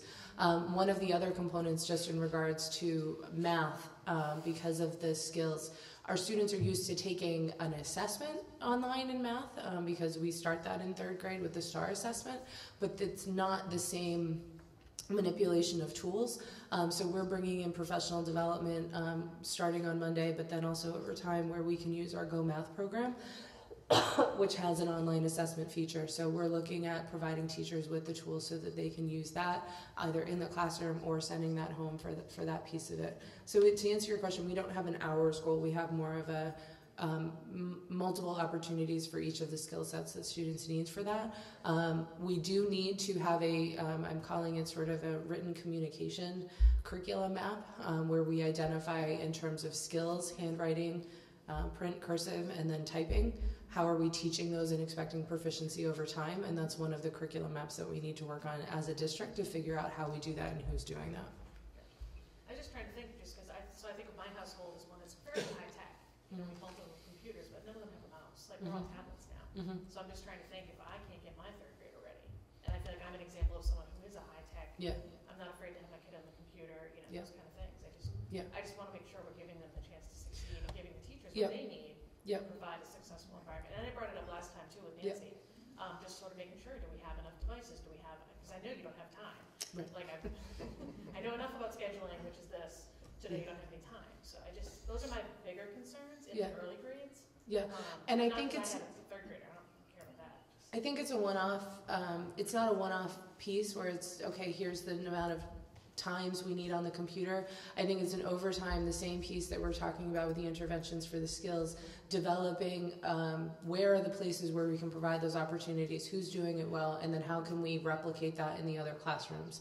And I think the teacher teams are working on that piece of it. I think it's going to be a multi-year piece where we figure those components out. No, I'm just curious. Thank you. Sure. So can I take Justin on Mary's questions? So another, speaking actually to what Dawn just mentioned about the typing. In the old days, they used to have typing. Now the kids, is there a way that we can? Yep. We actually have a program called Type to Learn that is integrated starting, I think, in third grade? Fourth grade? So I know it's happening in Mr. Sinopoli's class, and he's done a lot of work with it. I also know that a bunch of the teachers are looking at ways that they can get that in. I know that previously it had been done at Green Meadow in the library curriculum, and so we are looking at some of the ways of doing that piece. The other thing that we're looking at is how can we provide access to that at home and things of that nature. So how are there ways that we can provide multiple pieces? So we're trying to get the type, and it's really, it's fun, is you can impress a kid just by typing without, they're like, that's so cool. Yes. Yeah. And the other piece too that I'm learning, because again, coming from the high school as my teaching background, the dexterity and the strength that the students need, it's really a fine line between starting them too early so that they can't actually do it and then getting proficiency. And so that's why the scope and sequence really needs to be like, okay, so when are we doing this? When are we introducing and expecting proficiency? And as I mentioned, it was just a few years ago that we couldn't even add devices to Green Meadow. So now we have the devices, we're continuously doing that and trying to provide those multiple opportunities, and now we need to formalize and structure that. And then the writing, so obviously we're doing the writing across the curriculum, which I'm so excited about. Again, but which speaks to my third point. But so I have no idea what the MCAS 2.0 looks like as far as the makeup. Like how much of it is check off A, B, C, or D versus writing, or is it all writing? No, it's not all writing, and I can get that breakdown for you. I don't have that off the top of my head. The difference in the MCAS 2.0 is a couple-fold. The multiple choice questions are elevated in terms of what they're asking, so it's much less what's the right word to fit in here, and much more sort of comparisons and higher order thinking and those sorts of pieces. The writing is different in the sense that 4 years ago or 5 years ago, almost all of the assessments were narratives and sort of personal stories, which we, again, as Donna mentioned, we do a great job with. And then it switched with the Common Core to be much more informational and expository writing. So that is really the biggest change. I was looking at our MCAS data because you can see the questions and what the responses are. And there are so many, not just in ours, because I can also see all the other schools, which is really fun, like other districts. And there's a lot where it's like student didn't answer the question or not on target in terms of what they're asking. There's another score point that's summary only. So instead of answering the question, they just summarize what they had read and those sorts of things. So though that's the biggest change, is not necessarily in the quantity of the writing, but in what they're being asked to do. And that's why it's so important that we're doing it across the curriculum, because really all we need students to do is to be able to make a point, provide evidence for that point, and analyze how that evidence connects to the point, right? That's writing in history, that's writing in ELA, that's writing in science. And so we can do it across their curriculum, but we need to do it in a structured way so that they're getting the practice. And I think I had mentioned, Mary, to you in a meeting, just the sheer amount of writing our students are doing this year gives me great hope that we're going to see some impact, because it's getting that pen on paper, hands on keyboard now, and getting those experiences, the multiple opportunities to practice. And I think all the way starting in 4th grade on up, where those initiatives are happening, the sheer volume of writing is going to be helpful. I didn't realize, I'm thrilled that you can actually go online and see Yeah. what they wrote, so that it's not just a shot in the dark. Yeah. Well, let's try this. Well, let's try that. Yeah, And then a no. year later, you find out we're not on the track. Yeah, so I didn't pull all of the data that our teachers look at, but it really does start at, okay, what is the biggest piece? Let's look at proficiency. Let's look at the big curriculum standards, and then it dives down all the way into the questions, to the point where at our last instructional leadership team meeting, one team was looking at it, and it was the math group, and they were saying, there's this one question on here that when I looked at it, they had to draw, I think it was a shape, I think it was a geometry question, and I don't think, they had to draw it on the computer, and I know I saw them drawing it on the computer, so I'm not sure that it was a teaching gap. I think it was a skill gap in how to draw on the computer. So yeah, you can dive way down deep, and again, I think that's what's exciting for our teachers when they're doing this work. They really were invigorated by, this is giving me something I can do and lead with my team, so. And the third is just maybe a piece of advice, if we could maybe learn from the things that we used to do that we weren't doing, and now we're doing them again, and they worked the first time. Yeah. Is there a book, something that we can, Just write it in there, yeah. as we're Wisdom. doing these things, so that when all of us are dead and buried, Yes. it's long time from now. Yeah. But it would just be really, really nice, because there's just been so many great things that so much work has gone into in the past. And, No, unfortunately. What my dream in every job I've been in is that I build up enough bureaucracy and red tape around the structures, the instructional pieces we put in place, that it doesn't matter who comes into this seat next, they can't tear them down. But that being said, you can do as much, and that's part of our goal, is that it doesn't sit with me, it doesn't sit with the principals or the teacher leaders, that it has to sit with every person in this district to understand what the data analysis process is and why we do it and how we do it, and understand this is just how we do it in Maynard. That being said, it was the way it was done in Maynard, and now we're bringing a lot of those pieces back. And so it does just take a commitment as an institution that as we transition, we're making sure that those stay priorities. I do think that one of the things we've done over the last 3 years is really try and focus our common time on what is it that we really need to talk about. And we're talking about teaching and learning, and we're talking about student skills, and we're talking about social emotional pieces, and we're not doing sort of what I've called popcorn PD. So that's good, and we need to maintain that focus so that if, all of us, I'm like Michelle, I need to knock on wood if I say bad things. If something bad happens to all of us, that there's enough institutional knowledge here that it doesn't go away. But unfortunately, I've seen it in multiple districts. And I think educators could say the same if they've been in this district or others. It cycles around, and if you stay around long enough, you know, it's the new thing is what you did 50 years ago. So It's sort of like clothes. Keep them in the closet. right. Right. I was very stylish in high school, believe it or not. Not then, but now. You will be against it. I was ahead of my time. Thank you very, very much. Sure. Really. Any other questions? You know, I just want to make a comment, and I feel like this is very similar sort of to budget season. You know, some people see these numbers come out and they go to the negative, and and we should all be strategically analyzing these things. Don't get me wrong. Thank God we have you guys and everyone at the schools to do this. But I feel like you can't suddenly change what you're doing, because everything that you guys have told us that you're working on with the teachers and the leaders and the principals, we know we're doing the right things, and I think the numbers will come. Yep. So I guess I don't really do pep talks, but my pep talk is, I think we're going to get there. Yeah. You know, and I think that we can't just look at scores and say, geez, what new things should we put on the teachers now? You know, I think 100%. They can't change gears every 2 days. It's not fair, and it's not probably productive, and the kids would suffer. So I've heard enough from you folks over the years to know that you've got good plans and you've got good people. So just keep going, and the numbers will come. So thank you for this, and don't see it as a negative. It is what it is, and we just keep charging forward. So Great, thank All you. you have to see is the kids that are coming out of the system. Yeah. And all need to be really proud of that, because they are incredible, and they are lifelong learners, and it's amazing the successes that they have. So we're doing something right. We are. Well, Dr. already mentioned the sportsmanship or the piece, the video. What he didn't mention is that we had 3 other videos or 2 other videos that finished in the top 5. And so John Ogden said that the other names are Boston and like very big towns and Maynard. So, yes, I don't know if we're supposed to let that. Oh, I didn't tell anyone that. Don't tell Mr. Ogden I said But I that. think Cut that we out have of the tape. about Okay, 5 awards in the Maynard, and the other 2 in the big city. There's a bad connection.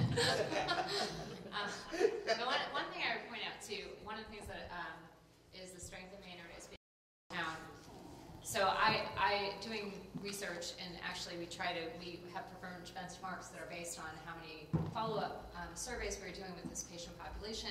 And when we do that, we have a small patient population, every single person counts. 100%. And we will try to call those people, we'll try to find them, and it becomes a really authentic interaction, not just to try to get them to check off the box, but to say, what do you need and how can we help you? Because here you are in front of me, and you're not going to fall, you can't fall through the cracks because you represent a larger part of what we see. Right. And I just think that is a real strength of what Maynard has, and so it also occurs on the other side when you just look at numbers. Correct. Any one person matters more to that 100% because you can't. They're just gonna skew it more because they're a larger piece of that picture. So I just want to keep that in mind too as we look at just the numbers. Absolutely. So in any case, that was one of their. I'd just like to add too, and we've said it many times. I want to say it one more time. We've been knowing for a while and talking about the fact that it's really easy to measure content or memorization, facts. And that's why the test had always done that. Now they're amping up the test to measure process, which is another level. And that's really important. And so we agree with the test, and we agree that our pedagogy has to be more inquiry-based and project-based learning. And we've been doing that for a while anyway. But there's certain barriers that happened, and we're going to overcome those barriers. But the one thing I'll say, Bethlen, to build off of what you were just saying, is that Maynard is a wonderful town. And it's the soft skills, the 21st century learning skills, that are the hardest to measure. It's being kind and compassionate and caring in a community. And I know Mary Mersch is really big on surveys, and we are going to do some more surveys to help measure those soft skills that a small town can offer. And it's not just the schools, it's the collaborations with Boy Scouts and Girl Scouts and our, the Boys and Girls Club. That's what makes Maynard's graduates special, because they have those soft skills, and that's why they're so successful. But that's the hardest thing to measure. Yeah, and I appreciate us trying to do that, because I think that's a very important piece of the picture, And it will really help us then to be able to, if we have a way to measure it, then we can look at how we're able to manipulate, help that along as well, and that's a part of the social emotional piece, right? Exactly. That's right, yeah. I just want to add a little plug. So I'm a photographer, and this fall I took senior pictures for 8 different seniors from Maynard. Majority I did not know before. I spent an hour with each of them, some with their parents, some without. These kids are amazing. They're amazing. I mean, I loved every hour I spent with every one of them. The schools they're looking at, some are going in the military, the futures they're thinking about are so impressive.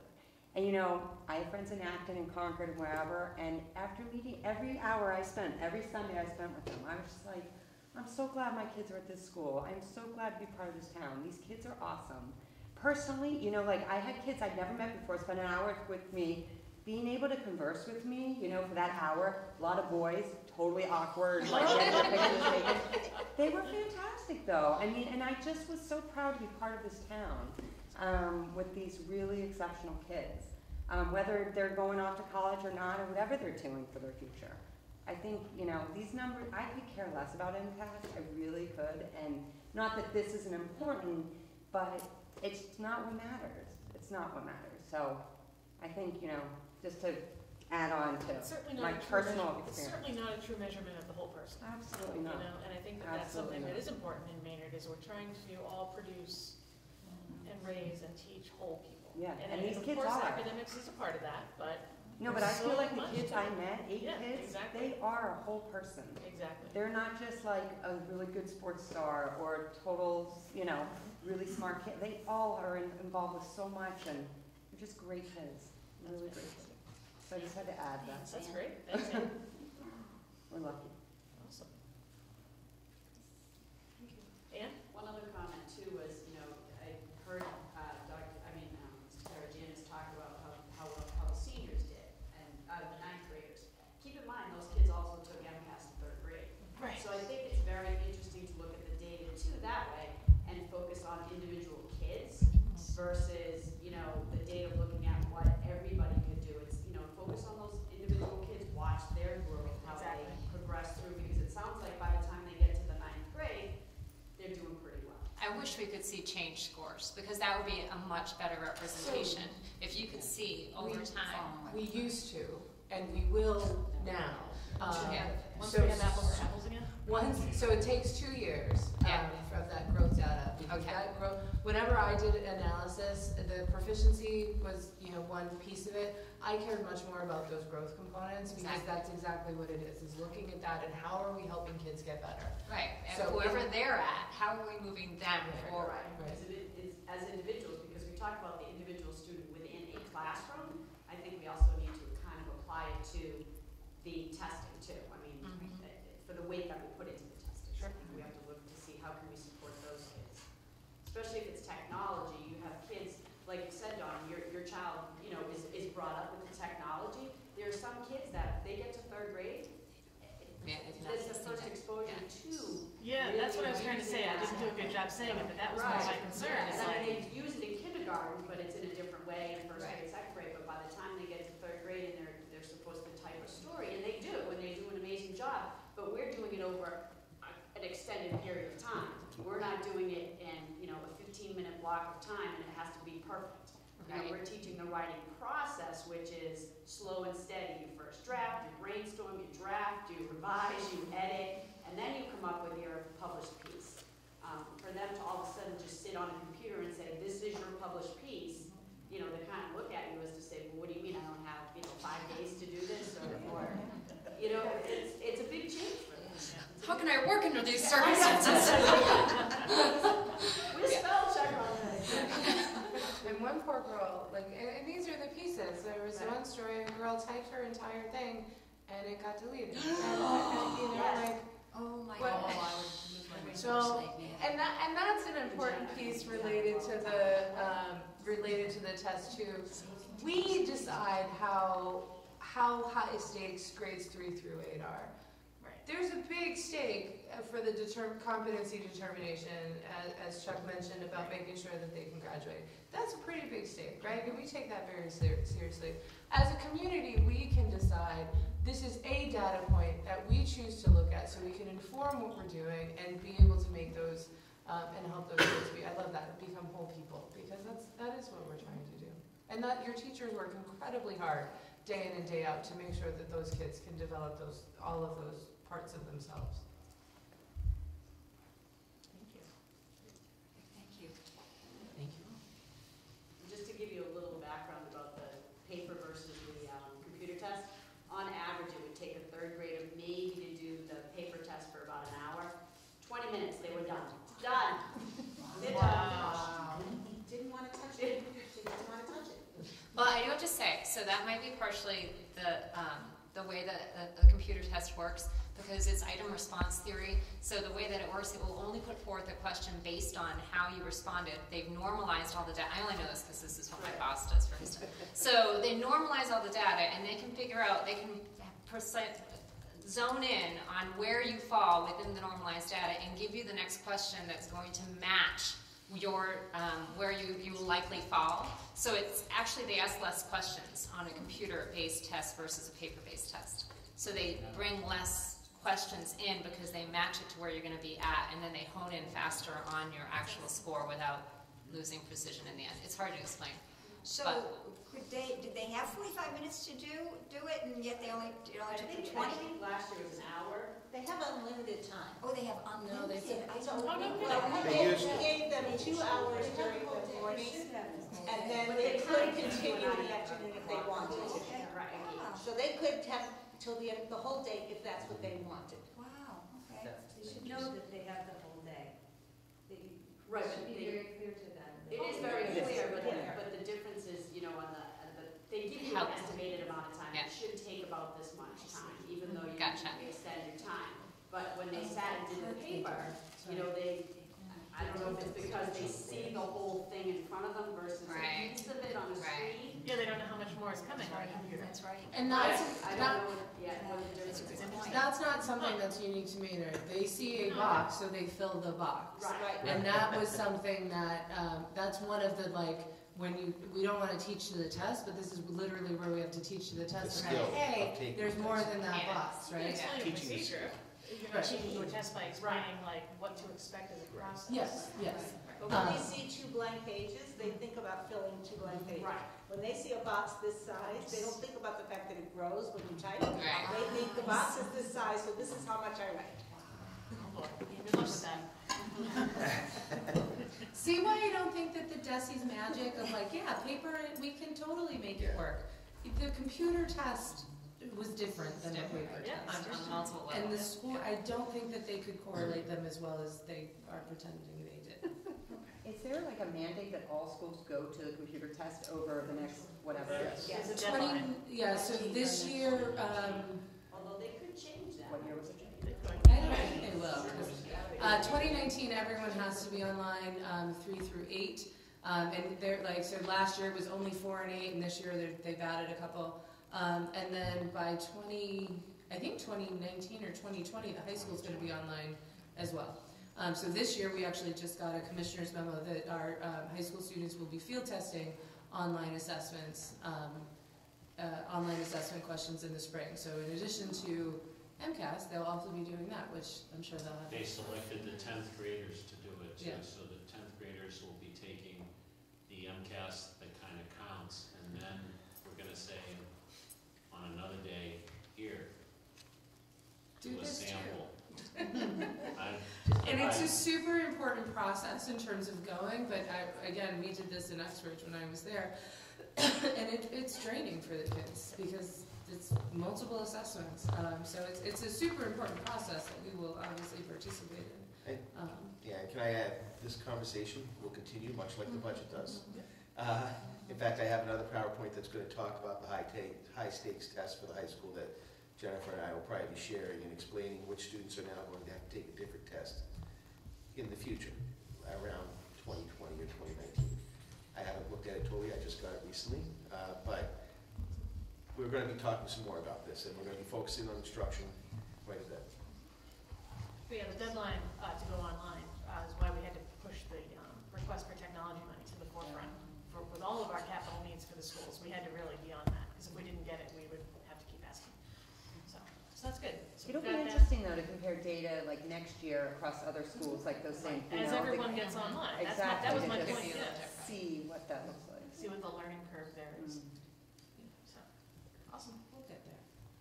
So let's see. So last thing, student retention task force.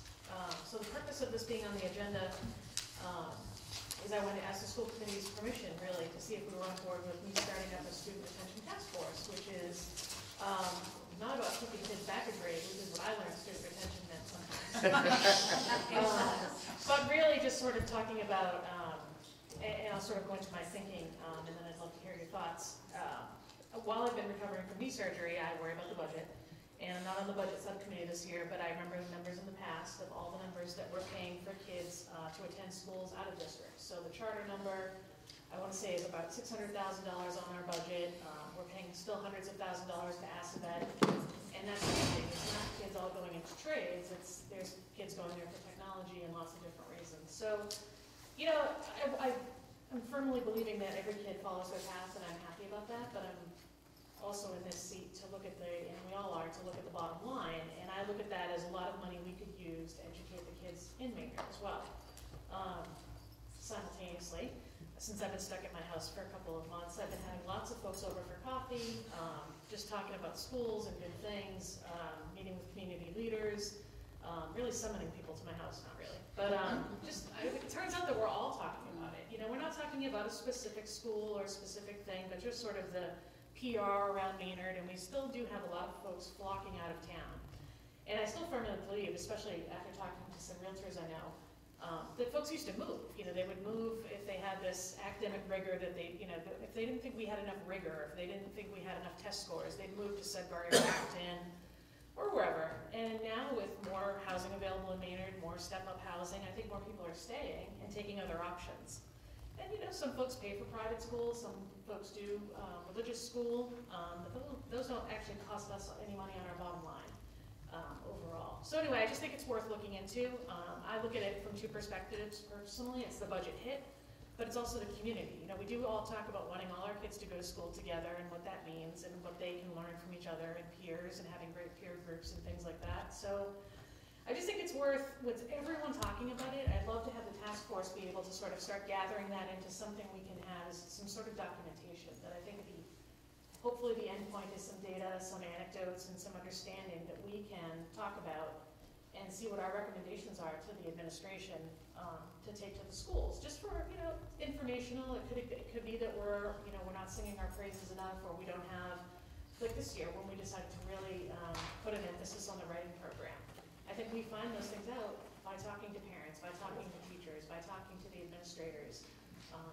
I think the more outreach we do, the more we learn, and the more we hone and we change and we grow, as much as I don't want to change the way we do it. But I think more information is good. So I'm probably not explaining it well, but I just feel like we're all talking about it, we're all thinking about it, and I'd love to just sort of lead up a group to pull things together, come back to the school committee, and just sort of present what we're thinking and if there's anything we think we can do about it. Another part of that also would be reaching out to other communities, because I know that we're not the only ones in this boat, and I often talk with Kate Hogan, and this is something I would bring up to her as far as the fiscal impacts.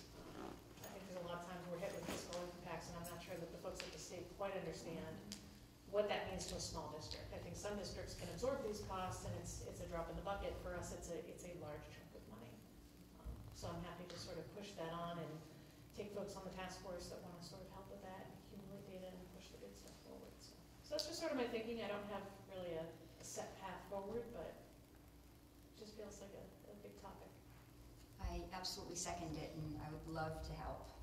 Because one of the things that I've been feeling for a long time is, A, we're way too humble, and we do so many great things, and the world doesn't know it.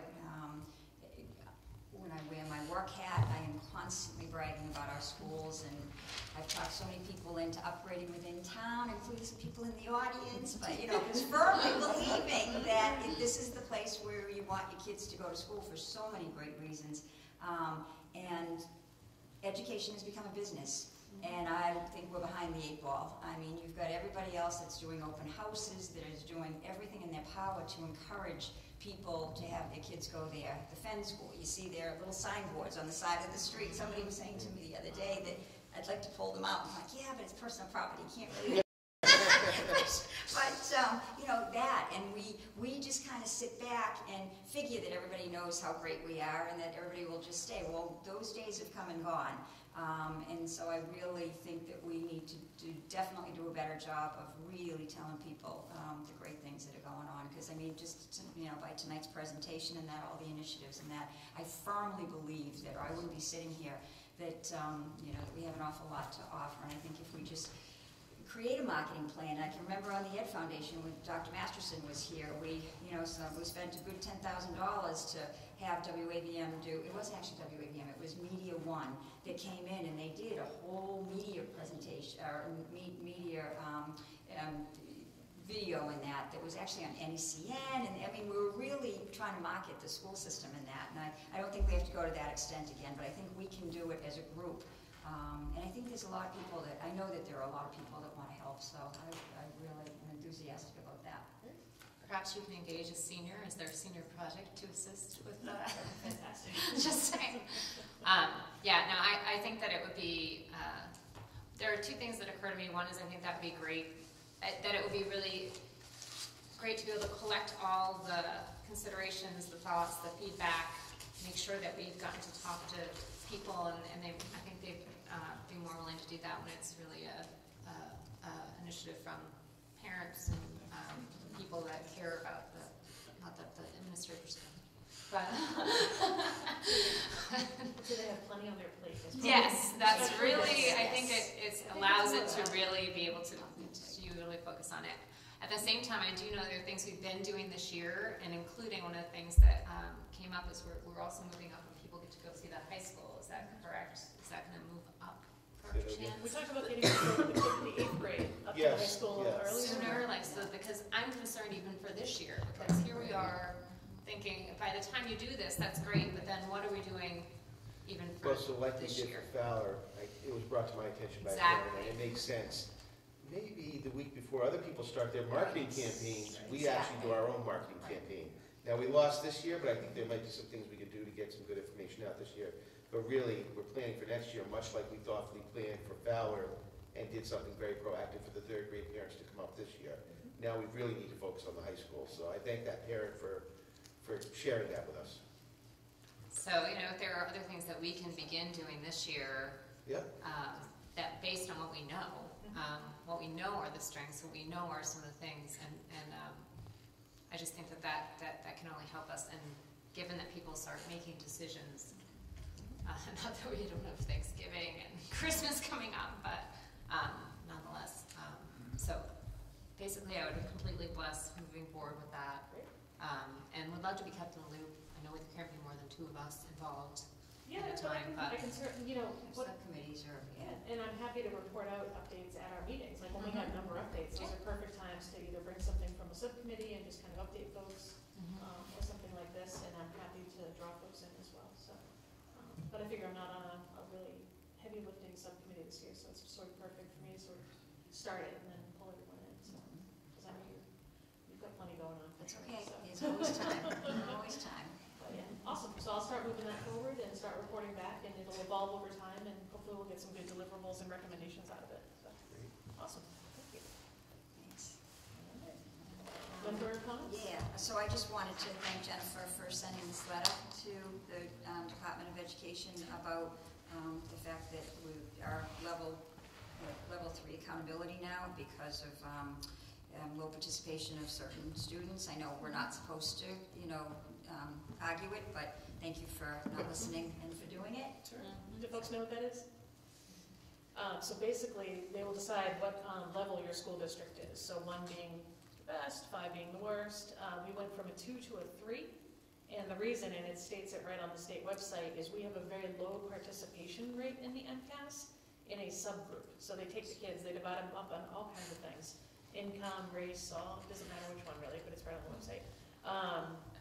And so if you don't have, if you have kids opting out of the MCAS in a subgroup, and they're not happy with the number, they can just knock you down a level. It's by percentage too, right? So It's a little differently, it's a More percentage. professionally than I do. a little differently this year. In the past, participation was a component of accountability. This year, it was the only component of accountability. And so if you were below the participation threshold as a total or in a subgroup, they were using a 2-year average, but for the particular subgroup that we were discounted for, we did not meet this subgroup threshold last year because we had too few students within that subgroup. It's 20 students makes a subgroup. And so we had some students opt out within the subgroup. We did file the appeal, and I don't think anything will come of it, but similarly, Hull filed an appeal. They similarly had 3 students within a subgroup that opted out for a variety of reasons, and they filed the appeal, and I guess there's several districts that are in the same sort of situation. I mean, I think it's good to fight it, just even if you can't win, to show that we find being held accountable to that nth degree of minutia, is unacceptable. So I'm glad you did that as well. And those are the flaws in the accountability system. Right. Because some districts, especially large urbans, have 20 or 30 subgroups. And it's even more of a challenge for them. But there are some districts that have no subgroups, and we're not one of those. When you have no subgroups, it's very easy to measure everybody by one measure, and there still are people who are in those gaps, but they're not being seen in some of those communities that have no groups. So there's some flaws in the accountability system since No Child Left Behind. This is one of them. We happen to get caught up in it this year. Thank you. I think it would be helpful if, going into the MCAS season next year, to maybe put out more of a PR thing as far as the MCAS goes, because I think that parents make a decision for whatever reason that they're going to opt out, not realizing that their child opting out could actually affect the entire school district. And so, it's as opposed to, if you can change the conversation more of how your child taking the MCAS could help the schools, as opposed to, yes, this is a test, and yes, we want to get rest, and yes, we want to do this, and yes, we want to do well. That's all a given, but if you can just kind of include them in the conversation a little bit more and say, your child has the ability to help us, by just participating. Because I don't think people really understand that. And I don't want to get too detailed into the specifics of the individual case. So there is that piece, and we certainly can do that. There are folks who are just adamantly opposed to their children participating and philosophically believe that it is not the right thing to do to their students. And as I mentioned in the letter, we followed the advice of the state where we encouraged participation. We did, had the conversations, but we certainly didn't penalize students or to attempt to coerce them in any sort of way to take the assessment for those reasons. It's a challenging piece. And again, usually it's a component of accountability, because this time it was the component for accountability. Although I do have to say, if it makes anyone feel better, we did get $30,000 worth of professional development for free out of it. So, there's that. That's it. There's a silver lining. That's okay. We're not giving it back. No. Yeah, But Justina, I think that's a really great point, because I don't know, because I always had a really tiny kid so far. But I think a nice positive message home before the season starts is a great way to handle it, because it's so much better. My only idea was a raffle, which I was told was illegal. But I like your approach much better. Yeah. And I think the state advised us to send a more negative approach, which is you're just not allowed to opt out, as opposed to what Justine said, which is, by the way, that this helps our town. Yeah. I think that's a nice way of saying it. Absolutely PR. As a parent, I heard about it, that, don't let your child not take it because it hurts the school. Yeah. But to say it in a way of, That's your child positive. taking it helps us, is a whole different way to look at I it. think that's great. Yeah. So if I could just ask for one more thing, when when I was getting ready for our meeting the other day, Jennifer, I happened to be going through the websites, and I'd like to ask if I'm okay if teachers don't want to have a website, but what is worse is, and I'm taking it from somebody that's looking at moving into town, to seeing obsolete information or obsolete basically, because I saw it in a couple of different places. I don't want to get into details, but it's sort of like if you've got a website that you haven't updated in 3 years, just don't do it. If it's not your thing, just, you know, because it looks worse to have it be old. So we actually have our technician, one of them in particular, is going through right now and doing it. Okay, appreciate that. That's great. That's a Yeah. great point. Thank you. Nice job, Jen. Yeah. You started to read my mind. I like that. Maybe you can be the technology No, director. I didn't tell him to do it, he did it on his own. He's amazing. That's a great point. That's good. Nothing more than the old stuff. Yeah. Yeah, so he's going through and doing that, and then talking about sort of a social, or multimedia, not multimedia, social media web 2.0 strategy of how do we use multiple data points. Dr. Girardi and I were talking about, you know, Facebook and Twitter are passe, so how do we get into the, you know, where the kids are, which I I think hear I'm is gonna Instagram. Instagram pictures of snow on snow Instagram days. and Twitter. So they know it's a snow day. I'll take a picture of a snow day and Instagram it to everybody.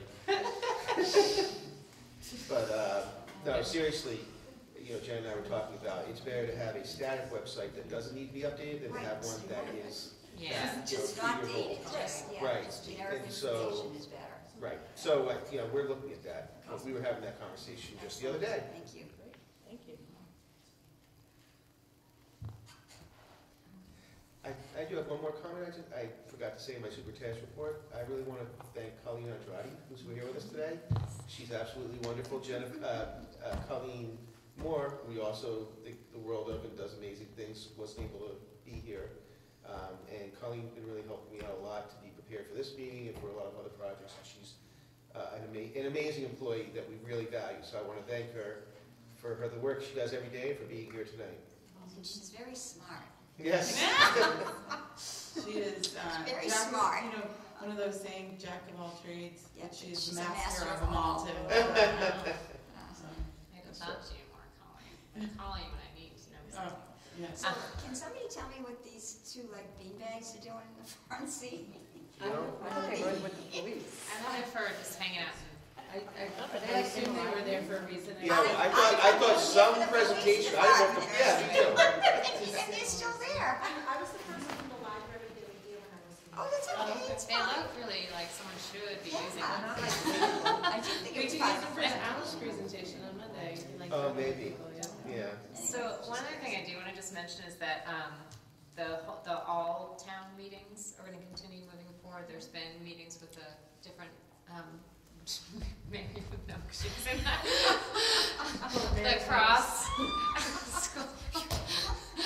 The cross meetings with the budget subcommittee from the Board of Selectmen and from the school committee, including the FinCom. So that's happened and open meetings. And then they've moved the next all boards meeting they're not sure exactly They do when. that, yeah. But it's not, it was going to be next week, but it's not going to, just to be clear, they did let us all know that they were kicking that one down a little further, but it's gonna be a little further out. I think they had an important topic on water and sewer that they had to address or something. Yeah. So in any case, I just wanted to make sure everyone's aware of that, as we're trying to all be talking about budget. And they usually keep the town website is usually pretty updated with meetings as well, to your point, so when things change, they should be removed, or, like, usually they'll just cancel, but it's a good thing for us all to keep an eye on. I didn't realize that, that's good. So, good thing to keep an eye on, because when meetings move, especially around holidays, get sickness and all that. Awesome. Motion to adjourn? Motion to adjourn. Second? I'll All in favor? Thank you. Thanks, Colleen. Thanks for coming, guys.